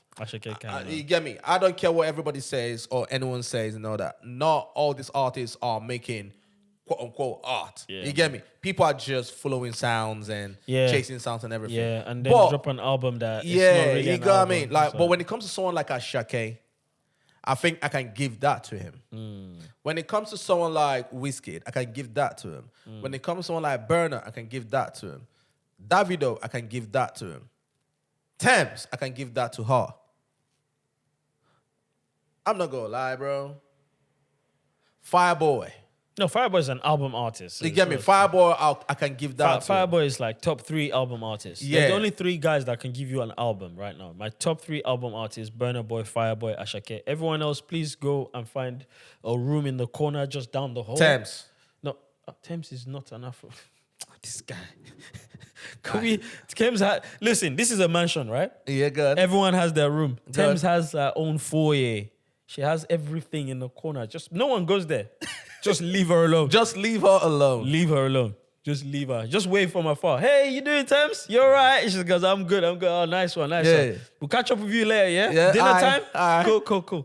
Like she's in there. If they bone you a step there. You got me? She's in there. Bro. No one disturbing her narrative. No one is going Because I don't care what nobody says here. Not, all these artists want to say, yo, I'm cooking art. I'm making art and everything. Bro, allow that. You get what I'm saying? There are people that we got to give that to. Bro. That do. And you know what? I'm not going to lie. I love the fact that people like Fireboy and Asake, they put a lot of thought into their promo. You get what I'm saying? Because I think Fireboy is also preparing to drop. Oh, yeah. You get me? So he's doing the whole, even though, you know what I mean? I have some questions. Yeah. You get me? But listen, hey, to each their own, bro. You gotta have to each their own and everything. I don't think all that is necessary, but if that's what you're trying to curate, hey, you get me? More grace to your elbow. More fluidity. You get me? More grace to your elbow. Love it, Fireboy. Yeah, but I love the fact that a lot of these artists, not a lot of these artists, a handful of these artists like Fireboy, Asake, they are sort of like trying to communicate this message, whatever it is that they're trying to create or the mood that they're trying to create with their album, right? I love the fact that there's a lot of thoughts going into it. Yeah. You get what I'm saying? Because I think we have passed the age and the time of just wake up on a Friday, drop something, everybody listen to it. Okay, everybody go. You got me? Put some thoughts into that. Put some creativity into that. Yeah, man. You got because me? that's what create something. Longevity. That's what That's creates it. replay Your value. legacy. Replay, like even what's her name? My goats. What's her name again? Is that right? No Tyler. Tyler is one of my goats. You already know Tyler is one of my goats, innit? Yeah? My goat, yeah? Fam, you have a goat everywhere. Hey. Man say you got a farm. Goat You there, have a goat there, everywhere. goat there. Fam. No, Kelani. Bro, fam, like you go over there, you go over there, you go over there, you get me? How many goats do you have in the industry, bro? I'm a shepherd. It looks like every single week. I'm a shepherd. Every single week and everything, bro. You just having fucking goats all the time, bro. I'm a shepherd. God damn. Have one. Have one. I have a farm. I'm a Have shepherd. one. I listen, I lost every hope in you when you This guy say lost every hope in when me. you opened your mouth and said that Tyler is your goal. Are you okay over there? Are you all right over there? You all right, yeah? I lost every hope in humanity. Oh, God. When you opened your mouth and said that Tyler is one of your goals. Can I ask you a question? Talk to me. Please. How many animals do you think you have in a farm? I don't know. You tell me. Loads. As a shepherd, as a guy, you're a herder. Listen, I herd animal. I've got loads, man. I can't just have one goat. You have one ram, yeah? Hey, A ram. I have to have goats here, guys. So tell me, how do I want them to procreate, you know? You have one nama. Nama. But Yeah, one nama, bro. Kehlani dropped an album this Friday. Yeah, bro. An Listen, amazing body bro, of work. I've been listening to that shit. Brother. Fam, leave Kehlani alone, bro. This is my point. Leave So Kehlani alone. when you drop an album like that, bro, you don't even need to drop a single again this year, bro. If we're being real, if we go with you dropping something, the reason why these guys will drop an album, then 2 weeks later they drop a single, they know that the album is not albuming. This is my point. Kehlani, imagine we have an artist like Kehlani in Afro, like Thames, where she dropped the EP. People still call it album, but like I'll call it an EP. She has 2 good solid songs that have made rounds there, bro. Yeah, bro. You get what I'm saying? And that keeps that EP spinning in the algorithm. Even though I have a theory about that whole EP album thing, I do feel like the artists sometimes drop quote unquote EP to see how good it does. Yeah, of course. And if it does so well, it's an album. Oh no, they can't change it. We all know it's an EP. And with Thames, let's be real, she's got loads of songs. Thames don't just drop every day. Of course not. Thames, again, this is why I say, please, again, I repeat for the last time, because now they vex me. She's not Afrobeat. She's never been one. Hence why she doesn't do your... I claim my Thames as Afrobeats, bro. Okay. That's why she doesn't do your Music Friday. Thames don't do that with you guys. Thames don't do your stream live. No, she doesn't do all of that stuff with you guys. You guys can keep doing your own thing. You know what I'm saying? So let's leave that woman alone and let her drop her music however she feels. Facts. Or you know what I mean? However she sees fit to drop it. But it's Facts. dope. I'm not going to lie. Listen, talking about Music Friday just before we leave and everything, yeah? Yeah, man. Drake is coming, 15th May. Iceman. Listen, we're going to see what happens with that one, bro. I like You the get what I'm movie, saying? movie. I personally think that, I think he's about to drop some heat. Yeah. I think he's about to drop. The pressure's high, though. 10 years ago. You get me? The pressure's high, though. The pressure's high. 10 years ago, You this get one me? made some... Like, after this whole beef thing, the pressure's high. I promise you guys, just so you know now, I'll make you guys aware of this now, so you guys don't be like, oh, you're just saying it that close. I'm telling you now for free, Drake is not, the subject matter in this album is not going to be, because if I was to guess, I would think Drake should be like so focused on telling us a story, what he's been through, what he's done after the beef, what happened. Not necessarily giving us data. I think he's going to address it. Nah, he's going to be taking silly shots, then talk about the young women he's going around with. Oh, we know how Drake is going to... Bro, that's what he's going to do. I mean, promise you. 50 minutes around the corner, bruv. Not really. You get me? 50 minutes around the corner and everything. Of course, you agree with him. A fucking Drake hate over there. Who? Huh? She's a Oh, Drake she does. hater. No, I don't even hate Drake. I just No. I'm talking about her. No, but that's what I'm saying. But Drake is gonna give us the same subject matter. Unfortunately, I wish you can give us back to 10 years ago. Bro, he can't. We'll see. He can't tap. Listen, do you We'll know what see. it is? That's like asking Kanye West to give you College Dropout. No, we're not saying about the same Sonics. No, I'm not talking about that. No. I'm talking about 10 years ago. where he was meant. No, we're talking about the diversity of the subject matter. Yeah. Like he gave you party, he gave you vibe, he gave you summer hit, he gave you very like what's it called? Introspective sounds and all of that stuff. yeah. That's what I want to hear from Drake. I'm not saying give me that type of no. We know you've gone past that. You're never gonna be able to do that. You're richer now, you're fatter now, you've got more muscle, you've got less abs now, all of that stuff, you know. Your life has changed. And yeah, you're never gonna give us what you want to do. Hell, bro. You know what I'm saying? He's got chiseled abs. He's got cane rows now. You know, you know what I mean? He's got his chicks everywhere. He's got his jet now. Brother, you're not going to give us 10 years, bro. You too like, oh my God, you too like, ooh, man. Fam, listen, it's been a good one. Oh my God. It's been a good one, every bro. Done it. Great conversation. Yeah, man. Goddamn, 2.5 hours. Yeah. That's mad. I Just like before to we leave move and it, everything, move it. yeah? Yeah. New Music Friday. People should go check this music out and everything, or rather this long list of music out and all that. Bella Shmurda, Ara featuring Olamide, Benson, Back Outside featuring Saz, Tenny, Zion featuring Olamide. Olamide is clearly busy. You get me? Zinolinski. He has come out of apparently. Yeah, apparently. So he's starting his own shit now. You gotta say, my guy had to plead and say, hey, listen. No, maybe his contract ran off. Yeah. No. He had to come out and tweet whatever it is. Say, hey, listen, There's no problem between me and Naramalio. We are all good and all that shit. I said, bro, I hear it. You get me? Fola, fine shit.